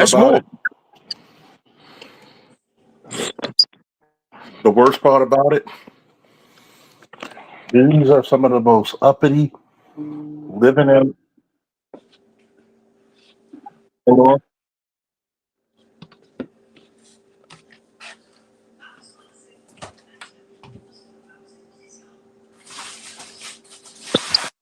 Westmore did his little publicity stunt down here in Baltimore. Westmore spent basically half his life down there in PG County with the uppity, wealthy, black people who look down on black people in Baltimore, who look down on black people in DC, especially if you live in Southeast DC. Oh yes. This is what they don't tell you. And now you want to come to Baltimore and act like you're a man of the people? He's another light-skinned black Democrat. That's Another why black- they're pushing him. Black another people black- still don't see this. I said Kamala Harris was Obama 2.0. Westmore is Obama 3.0. Mhm. And black people are going to fucking fall for it. I'm not saying he's going to win the nomination, but he's definitely going to fucking run. And black people are not going to care that, you know, he's a fucking fraud, lying about his service. Black people are not going to care that he ran through white Republican man Larry Hogan's surplus, $5 billion surplus. They're not going to care. They're going to fucking vote for him in droves. Because black people, as much as they want to bitch about white supremacy and all the other things, the patriarchy and black men bad and all this other shit, black voters only care about two things. One, are you black? Two, are you a Democrat? That's it. We don't give a fuck if you sell us out. We don't give a fuck if you sell us out.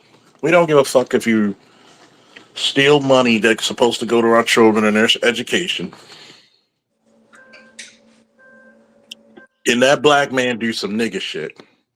Can he talk with some slang? Does he have a little edge to him? Say something about hot sauce or collard greens or a cookout or, you know, be seen dancing.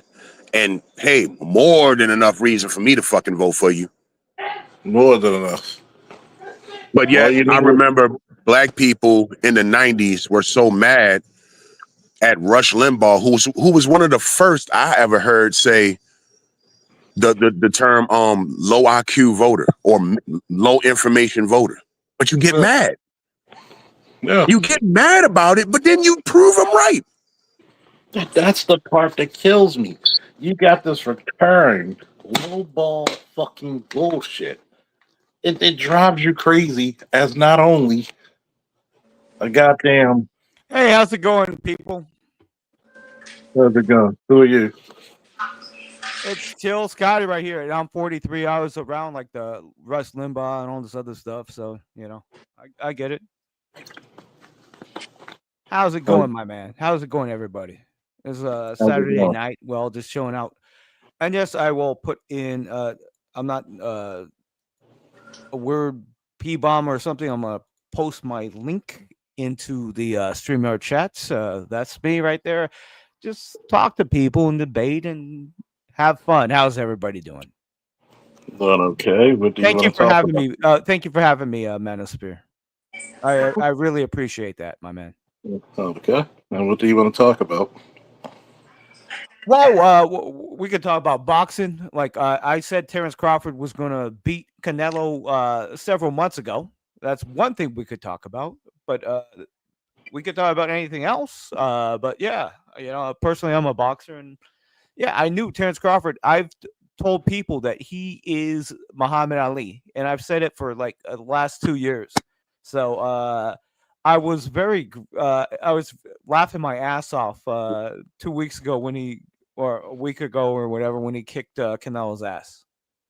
It was a great Does fight. anybody have a different opinion on that perspective? I think it was a great fight. I think it was a classic fight. I think that Canelo couldn't work his way around the jab. I think that Terrence had a good strategy and stuck with it. And I kind of almost wish they would have another one because No. it would be pointless for Canelo or Crawford to go against anybody else. I think they should go collect their money and ride in the sunset. And if they fight another person, it's pretty much a lost game. Well, I think you have a good point, Manosphere, but here's the thing. Like, you know how like the judges' score was like they gave him like 3 rounds above him. You know, it seems like it doesn't seem like it's a good idea for Crawford to do it because he obviously beat his ass in that fight. but the judges like put it like closer than it actually was, right? Manosphere. What I do you think? mean, everybody could go off the eye test and see that What did he you think before? Did you make a prediction before the fight, Manosphere? Yeah. thought Canelo was going to win because a Oh, lot of okay, people, no, fair a lot enough. of people, Oh, that's I cool. thought Okay, so Canelo you was going thought to he was win. going to win, but he I didn't. thought he was going to win, but because there was a lot of factors that a lot of people doing that, it doesn't really favor them. Yeah, But no, Crawford that's went up the problem. 3 weight classes, right? He went up 3 weight classes to fight Canelo, but that's the reason why you would have said that Canelo was going to win, right? It's hard. It's hard to go against him. Did I think he was going to knock him out? No. They're both too I'm just skilled. asking, like, what would your like opinion going into the whole thing? Like, One, you're going against an undisputed champion who went against really big competition. Two, you're going against a guy like Canelo who has a lot of experience. yeah, So but it's he still ducked Benavidez, though. I mean, Benavidez. Who does Benavidez? You talk about Canelo. Benavidez is up there, man. You know, I mean, Benavidez tried to fight Canelo for like the last 3 years, But you right? got to remember. Here's the thing. Canelo he went from 135, 140. You got to think about Canelo. When he fought Mayweather, he was drained like a motherfucker. Then you got to think about it. When he went against Triple G and he took the shots from Triple G, not one motherfucker said shit about Canelo. So Hold on. Like the first match, everybody knew that Triple G won that first match, but it was still a draw.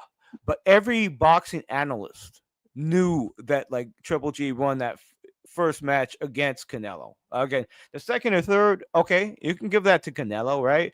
But like the first match, every boxing analyst agreed that Triple G beat him. Right, even if Triple G beat him, you still gave him 2 more fights. So let's say it was a draw. Let's say we're going to favor it was him a more. draw.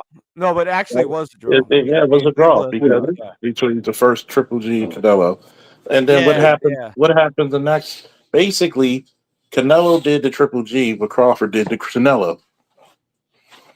He beat him. Yeah, y'all foxed him. So I'm not mad about that. It's Canelo. To me, I think Crawford is a top 5 all timer. I mean, do I still have Ray Robinson as number 1? Yes. Yeah, Sugar Ray Robinson. Yeah, I agree with you completely. Sugar Ray Robinson, and then after Sugar Ray Robinson, we got to think about like Terrence Crawford. After that, we got to think of Terrence Crawford after Muhammad Ali. He's up there with Ali.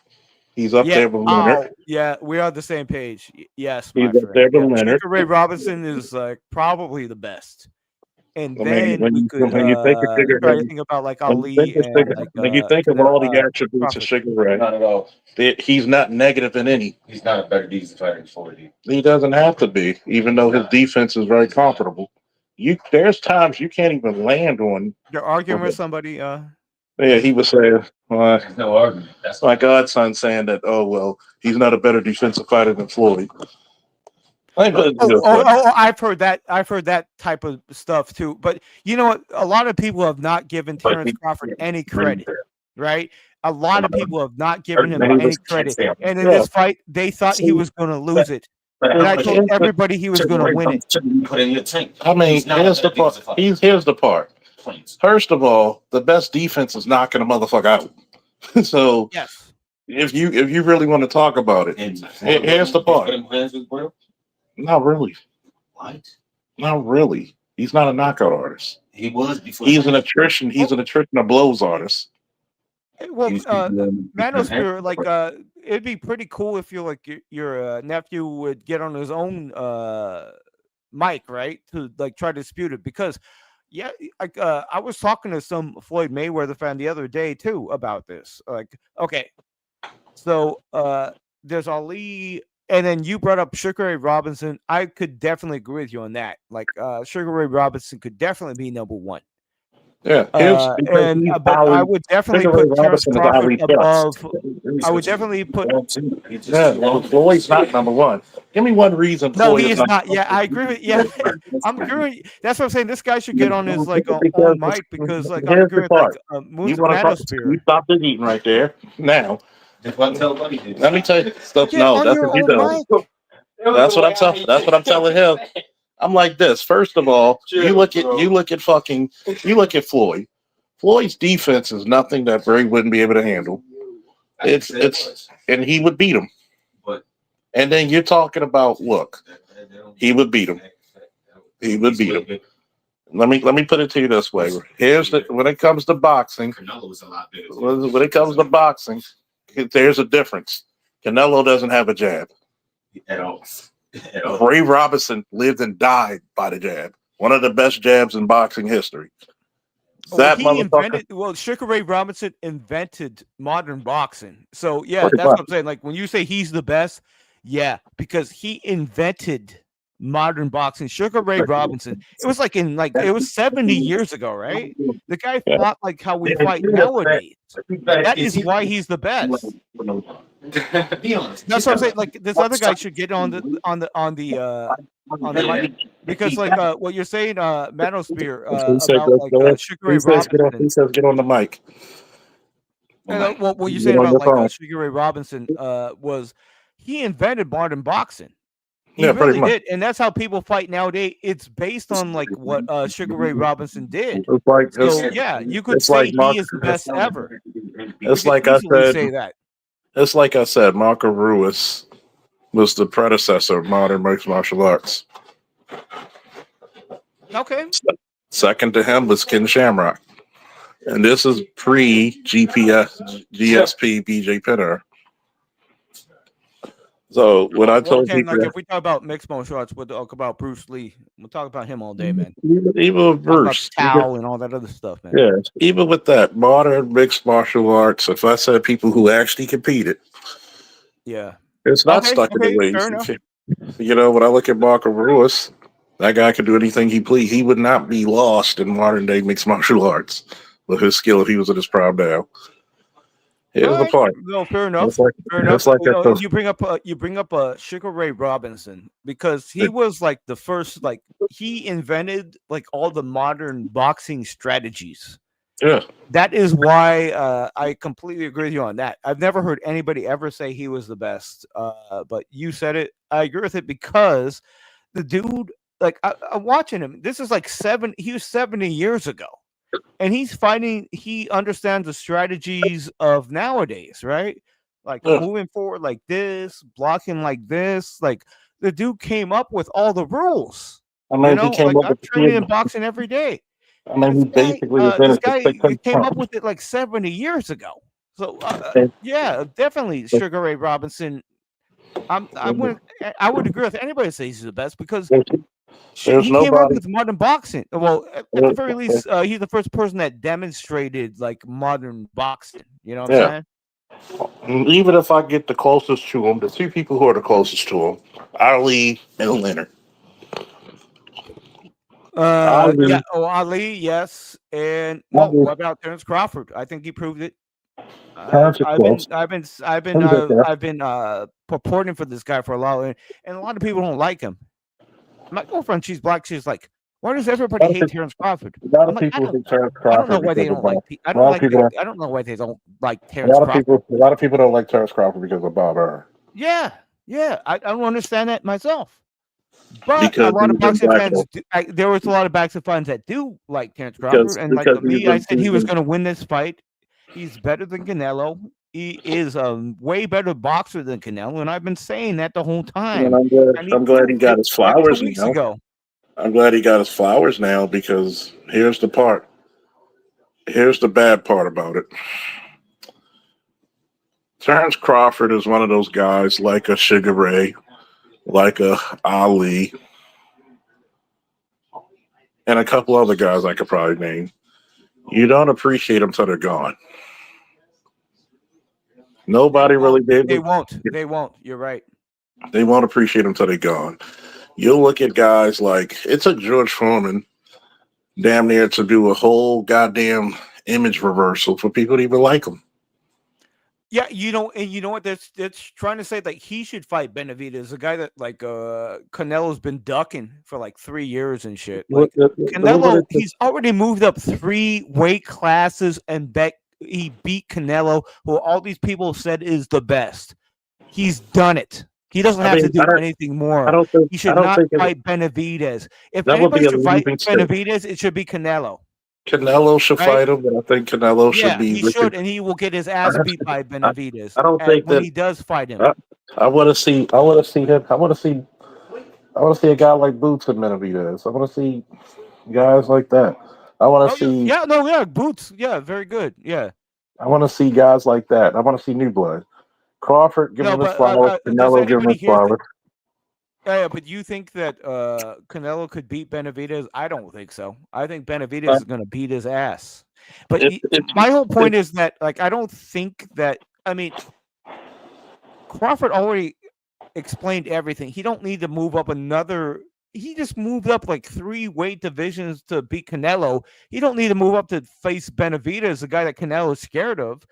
And then, like, on the media, they're just trying to say, like, oh, yeah, Terrence Crawford, he's, like, ducking people. No, he shouldn't fight Benavidez. That's bullshit. He just went up 3 pounds. He just went up 3 weight divisions. He just did something amazing. And nobody said it was going to happen. But I did. I was supporting him. I was supporting Terrence Crawford. When you have great fighters are psychopaths. Yes. Something's got to be a little off. They're going to do something. You look at Ali. You're facing George Foreman when you just lost to Frazier. Foreman's in his prime, 40-0, 38 knockouts. Everybody thought he was fucking done, washed. Look at Ray Robinson. Outboxed by our man Muhammad Ali. And you got Ray Robinson, defended his world title 5 times in a month. That's a but he still did cheat. But he did still cheat because, like, his guys did, like, loosen the ropes for his, like, rope-a-dope before that, right? But again, he was the best. Yeah, that's what I'm saying. Muhammad Ali was the best. And you gotta think about it. So again, like, anybody, it's kind of interesting, right? That, like, right after Terrence Crawford, who everybody said was going to lose to Canelo, except for me and a lot of other all the other people that knew that Terrence Crawford was the best, and Terrence Crawford beat his ass, which all the people that are in the boxing knew was going to happen, and it did happen. Right now, they're going to say, like, "Oh, he has to fight somebody bigger."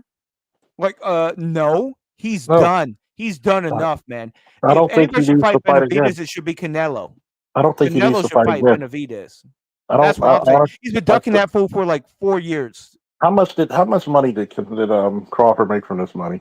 This fight? I think it was like 20 or 30 million. It was a good amount of money. He made a lot, man, because he's not known and people don't like him. So what do you think about it, Manosphere? Like, why do, like, my girlfriend who's black from the Caribbean, she's like wondering, she's like, why do people not like Crawford? Why do they not like this man? What do you think is the reason why that people don't like Crawford? It's not because it's black, but it's some other reason. Some people just don't like Crawford for some reason. In the sport like boxing, everybody's an ethnic group, so it's not racial like it used to be 50 years ago. Yes, definitely. I agree with that. So boxing, what killed boxing was the promoters and respectively also the 4-belt system. True. For the longest time, you didn't have guys unify. He's the first man to unify 3 times. And he was the first man to do it twice in the 4-belt system, in the 4-belt era. He's the first man to do it 3 times in the 4-belt era. He wants to fight the best, but because he doesn't play ball with the organizations and the promoters, they blackballed him. They allowed so many people to duck him. When you look at the way he beat Canelo, you're just like, oh. You are 100% right, man. Because from, I box, and the way I explain, like, the last 2 years, the way I've been explaining Crawford to people that don't know shit about boxing, I'm like, this guy's elite. This guy is like technique wise, this He's a guy is the generational best. talent. He's a generational talent. And when you Yes, have he is when you have definitely people is, isn't he? when you have people like Bob Earn and one of the motherfuckers who was happy Canelo lost was De La Hoya because Well, I mean, they had like financial reasons, but who cares yeah about that?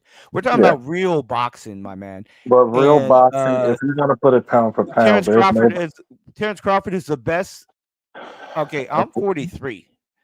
You might be a little younger, you might be a little I'm older than 43 me, as but well. he's the I'm, best I'm boxer. 43. I'm 43 as well. Oh no, cool. You're born 81 as well, or 82. Well, it's fine. 82. Yeah. So yeah, the guy was the best. Terrence Crawford is the Ali of our time. He is the best boxer of our time. Talent wise, he's the most talented motherfucker. The only reason why he could have lost to Canelo is he's going up 3 weight divisions, but it didn't even matter for him. He still beat him, right? And then we can watch on IG like him when he threw like the left cross and then like the hook right after that. Like we just we're watching like all of the ways he just like outsmarted him. Hilarious. It was just so great to watch those things. Yeah, and So so when you yeah, look I at a mean guy like that was that, when you look at a guy like that, that's the best thing to celebrate this year.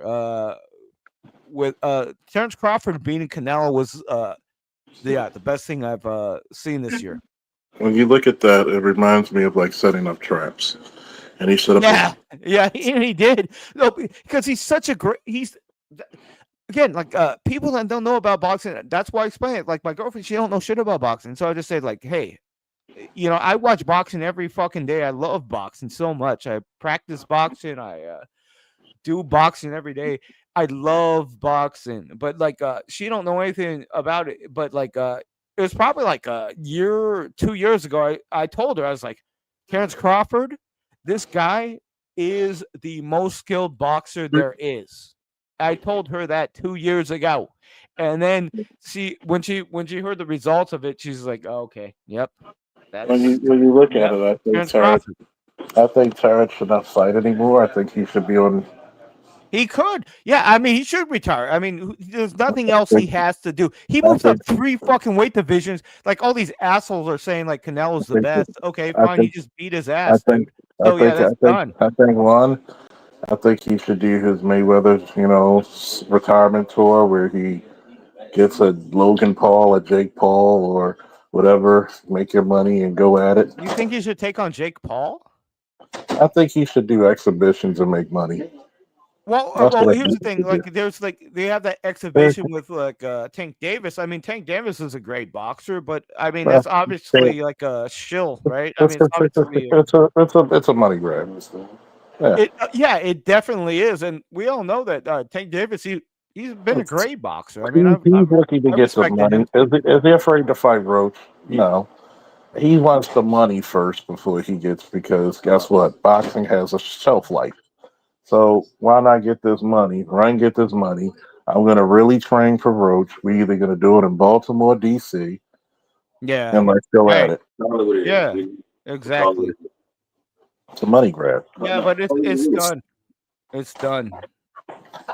If he doesn't, I won't say it's a duck yet. You would agree with me? You would agree with me? Because I'm gonna say the Tank thing isn't a duck yet. If he doesn't fight him after this, then it's officially a duck. Go get your money because you have a shelf life, because you're breaking your body down each fucking fight. Hell, you're breaking your damn body down training. But we also saw his last fight, Man of the Spirit. We also like, again, I'm a big fan of Tank, but we saw his last fight. We saw his last fight. I think a lot of people said he lost that one, right? He looked like shit. I mean, I'm gonna put it out there. He looked like shit. He didn't look that good in that last fight. I think he looked like shit. He looked like he didn't train for it. There's a difference between Tank training for a fight and not training. He didn't train for that fight. Well, yeah, and again, just like Keyshawn, right? I mean, like, dude, that was like the biggest like surprise of this year. Keyshawn like not making weight and all that other stuff too. Jim, Yeah, I mean, look about Shakur Stevenson versus Teo. oh, that's cool. Shakur, that next match with Shakur with the other guys is pretty cool. I want It to was see. pretty I want fun. to see. Was it pretty fun watching him against like Australian guy because the Australian guy didn't get beat easily, so he just like took Shakur's like beating for a while, and then finally he got taken down. That was pretty cool because he's like, I'm not taking it. If I Yeah, don't see Shakur tank, if I don't see Devin Haney tank, if I don't see Devin Right. Haney Shakur, it's gonna right. be a loss of generation. Like it's a loss of a generation. That's what they all are. What it- That's what they all are. that's what it's called. This is the reason why boxing has been dying. And when you don't have the best fight the best at some point in their prime, nobody's gonna pay the money to see.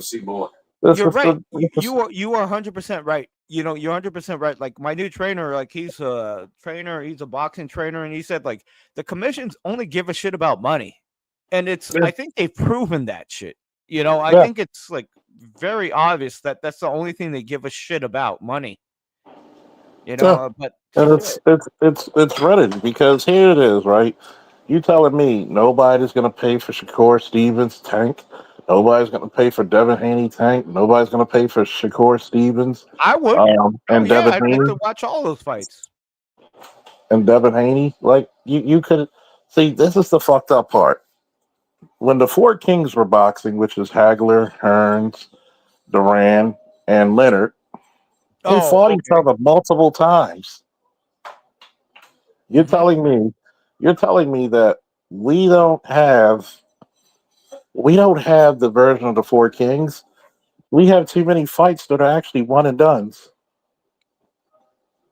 We have too many one and dones. There are some fights I would love to see a rematch. Do I think Earl Spence is done? Maybe. No, that's a good fighter too. Yeah. I mean, he might be done. Yeah. No, I get that. Know, I mean, he wasn't the same after the car crash. No, that's true. I mean, but you have a chance with these three guys in their prime. I mean, you could put Teo in that fourth as the fourth king, or whoever you want. But we should have seen at least two fights out of these motherfuckers. You telling me hydration clause, all this other bullshit that we got, all this bullshit. This is the reason why MMA has been winning for the last 20 years. That's why you've seen the growth. It has been. Yeah, that's why you've seen the growth. People know more of the UFC heavyweight champion than Usyk. A lot of people don't even know Usyk is the first fucking unified. And Usyk is. Yeah, no, I mean, like, here's the thing. Casual fans don't know what Usyk does, right? Like, him against Dubois the last time, right? Like, nobody could see it coming, but like the guy's technical. He saw like the openings that happened, so like the guy's gonna make openings, so he was gonna knock him out, and he did knock him out. And if you look at my channel, I posted my link right there.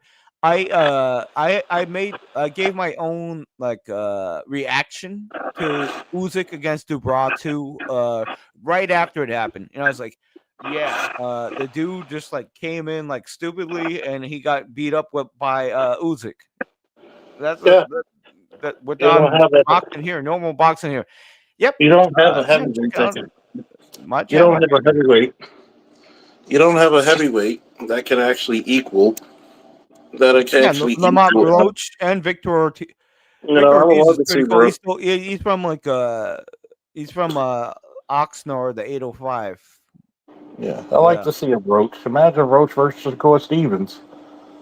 So, I mean, you got Roach versus Devin Haney. Anybody is good. Roach versus Devin Haney.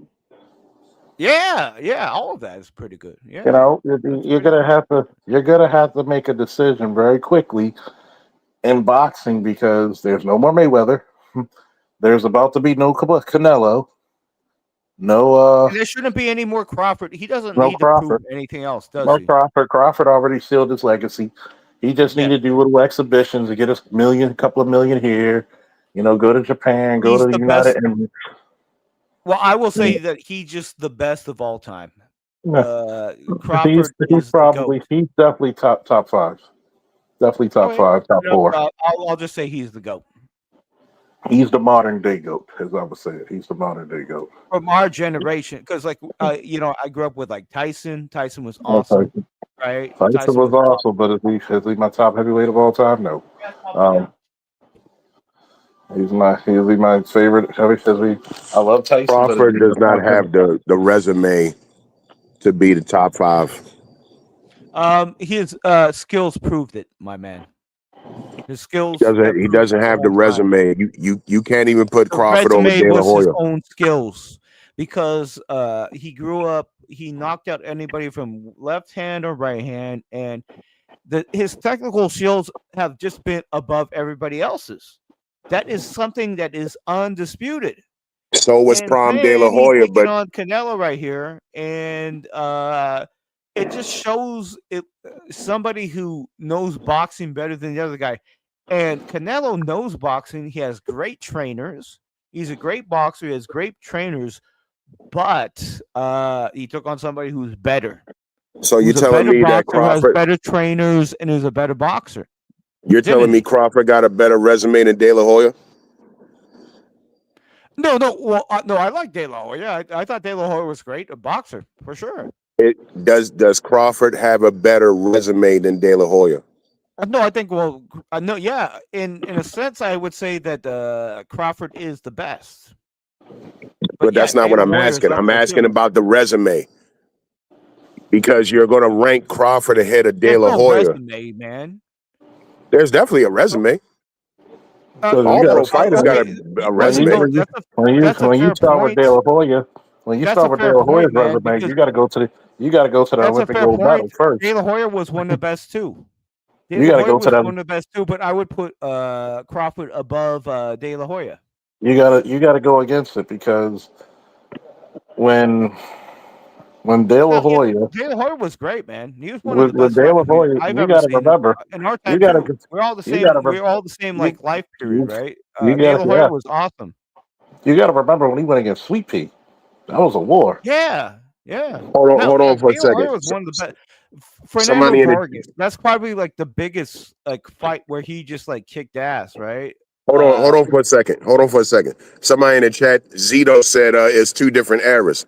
I agree. De La Hoya's era was way better than Crawford's era. Okay, that's a fair Like statement. that's what I'm saying. Like, and that's that's not Crawford's fault. But I'm just saying it's hard because who's the big name fights that Crawford had? Right. Spence and now Canelo. Right. I mean, that's So you it. have a But good when point. you look at somebody like De La Hoya, and I'm not even saying De La Hoya was the best in his era. Hold on, dude. I'm not even saying De La Hoya was the best in his era, but I'm saying if you look at the era, look at the resume, De La Hoya got way more top-notch fighters on his resume than Crawford do. True. So it's hard to say. It's hard for me to sit here and say, well, Crawford is top five. Top 5. I mean, what from 2015 maybe? Going by skill. Skill. I would say. I would put De La Hoya slightly ahead of Crawford for skill. Okay, well that's fair. No, I think that's fair because like even though Crawford is naturally bigger, but if we talking pound for pound, I would say De La Hoya had more skill. Well, I'll say. Well, no. I'm not necessarily disagreeing with that. I think like De La Hoya is one of the best boxers I've ever seen too. I mean, De La Hoya was like a legend. Okay, we're talking about again. There doesn't have to be a top, does there? Right? Like, we can talk about Terrence Crawford being the best. We can talk about De La Hoya. We can talk about Muhammad Ali. Well, not Mayweather. But everybody else, I think we can agree on those. Even if we look at De La Hoya's Robinson, yes, I agree with that too. But not Mayweather. He's not.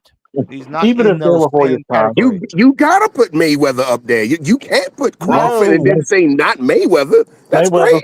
Mayweather's one of the best of. Okay, maybe I can change my mind on that. Maybe Floyd Mayweather was the best he of used his the Philly generation. shell well. Okay, he used the Philly shell well. He knew how to move. Yeah, he was the best of his generation. Floyd Mayweather, whether you like him or not, is top 5 historically.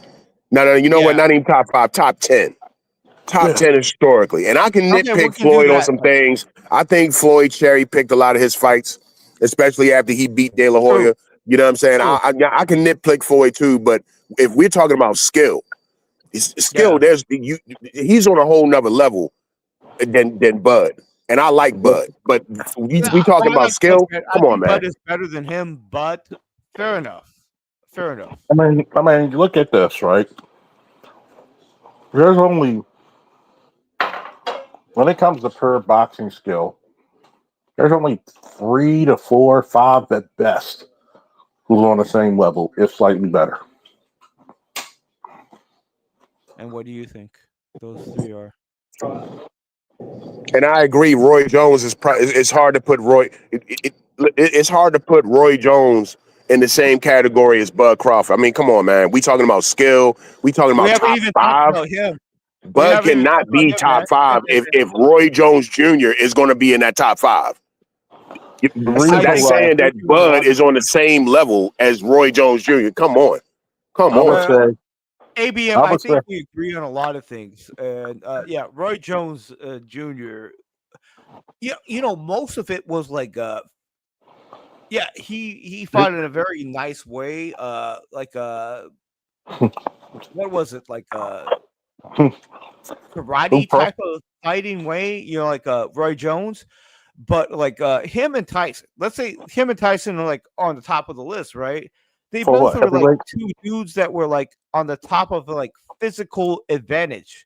They were just like both guys that were like super physically gifted, I mean, but they were. genetically or You got to whatever. And think about. You got to like think about it. When Tyson like boxed, that. he was always at a disadvantage when it comes to heavyweight. Yeah, no, but Roy Jones, right? Remember him at his best? Like the dude was like he had like zero fat on his body. The dude was just like training hard. Again, like boxing, like Well, you got to physicality think. has Well, you got to a think. effect on shit. When it came to the most physically gifted boxer of all time, I would probably get it to Roy Jones. Yeah, the dude looked like a fucking The dude, The most yeah, physically, like a because physically gifted he dude. was not being stopped. You got to think. Yeah, This is the and then reason why. he used it. He used it in a great way, right? This is Like the the reason dude was why like very I like would say. physically gifted. This is the reason why I could say equal when it comes to Coel Crawford and Ruiz Jones. When Jones faced Ruiz wasn't even the best heavyweight. When Crawford fought Canelo, that was the best super middleweight. Probably one of the best super heavyweight, one of the best super middleweights of all time. Yeah. So you got to look at it is that if Antonio Tarver fought, okay, that's good. Yeah, good. Bring if it up. Antonio Tarver fought regular prime, didn't have to cut 25 pounds of muscle, Roy Jones, Tarver wouldn't even touch him. Well, Roy Jones was a better fighter, right? Can we all agree on that one? Like, Roy Jones was better He than Tarver. But Tarver was awesome, 160 to 168, Roy Jones. Oh, they If were we both. talking about light heavyweight, Tarver was Roy great. Jones, yeah. Roy Jones you got, fought light heavyweight when there were absolutely no fucking light heavyweights to give a shit about. No, those two were like the Tarver best. came way down the road when Roy got old. True. And I'm not making excuses, you know what I mean, for Tarver. You know what I mean? He did what he had to do. I thought he won the first fight. But I mean, let's be real. Roy Jones was light heavyweight for years before, you know what I mean, before he fought Tarver. And there was just you didn't even know who these dudes were. No. The light heavyweight division was complete trash. Even when Roy stepped up to heavyweight and fought Ruiz was fucking garbage. Yeah. He was an overstuffed light heavyweight. Oh. We're talking about like two of the best of all time, like Tarver and Roy Jones. Roy Jones was better than Tarver. Well, we're talking. You got to think about it. Point of history. This is like a great point of history. You got to think about it. A lot of people don't even want to rank Motherfuckers like James Toney. Oh shit! Yeah. No, again, Then Tarzan. James That's what I'm Toney- saying. Like James Toney- going back to the whole James- Crawford thing.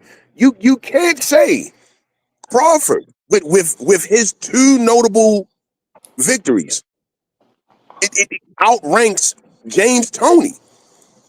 Yeah. Like this is crazy. Like look who James Toney has fought and beat from middleweight all the way up to heavyweight. I mean, he beat You Holyfield. can't put Crawford in the same category. You I mean, can't. look, let me put it to you this way, right? This is how awesome the second golden era of heavyweights was. George Foreman had a murderous row in his comeback years. Fucking Yes, sure. what's the white boy he fought? Morrison. Oh, yeah. Who else did he fight? Wasn't that who Ali fought? Michael Moore. Oh. Okay. What's the dude? Let's go, champ. Shannon the Cannon Briggs. Clearly. I mean, He fought like a lot of people before he got the championship. Holyfield. And he was rocking Holyfield if you saw that fight. Yeah, but Holyfield still won at the end. He still won because he was faster, but he's never been hit that fucking hard in his life. George Foreman is Foreman's comeback list and resume is better than most people's prime resumes. Would you agree? Would you agree, ABM? Oh yeah. Yes. Or ABM too. Yeah, hell yeah. George Foreman, like that dude is the best brawler there's ever been. I mean, you got to think about it. You know how like in boxing there's three type of fighters. He's the brawler. He's the only person that never needed to have footwork in boxing. Well, There's because nobody else that he is hit like a ever meteorite. not needed to have footwork in boxing, has there? I mean, George Foreman was the only because he hits like a meteorite. And plus, George there's Foreman nobody has else that is such a brawler that doesn't need to have a footwork. Like Bacoli, he needs footwork too. You know, like Bacoli is like if we want to talk about a brawler right nowadays, right? We can talk about like Bacoli. Like Bacoli, he's great, man. But he still has boxing and he still has footwork and all this other stuff. The only person that has never had any footwork was George Foreman. I mean, he didn't need it. he had his footwork. He had his footwork and his technique in his left and right hands. Just, like walk up to him and just like, oh yeah, okay, I'm gonna hit you back. He just had God-given strength. There was never any with George Foreman. Exactly, my friends. Yes. And hold on. Any last words? Because I'm about to end the stream. Last words is like, thank you for having me, my friend. Have a good one. I think we had a good discussion, and I think it's good that we brought up like Terrence Crawford because like a lot of people hate on him, and I've just been going on the streams like defending him before the fight and after this fight, and I'm just gonna say, yeah, he's the best. Terrence Crawford is the best. He is Ali. You know, and if you want to disagree with me, go ahead, go on my channel, Libertarian Opinion, and Monosphere. Again, like I do like live stream. A lot of people invited. It could be a panel. Would you like to be a part of the panel? I don't mind. Join. I don't mind. You know, thank you for coming in peace. Thank you for knowing some boxing. ABM, your turn. Well, thank you, and whoever the other guys were around was like very nice people. Y'all, we're all on the same page, my friends. Thank you. Have a good night, and have a good one. Peace. Woo! Peace to you, and please join my channel if I do.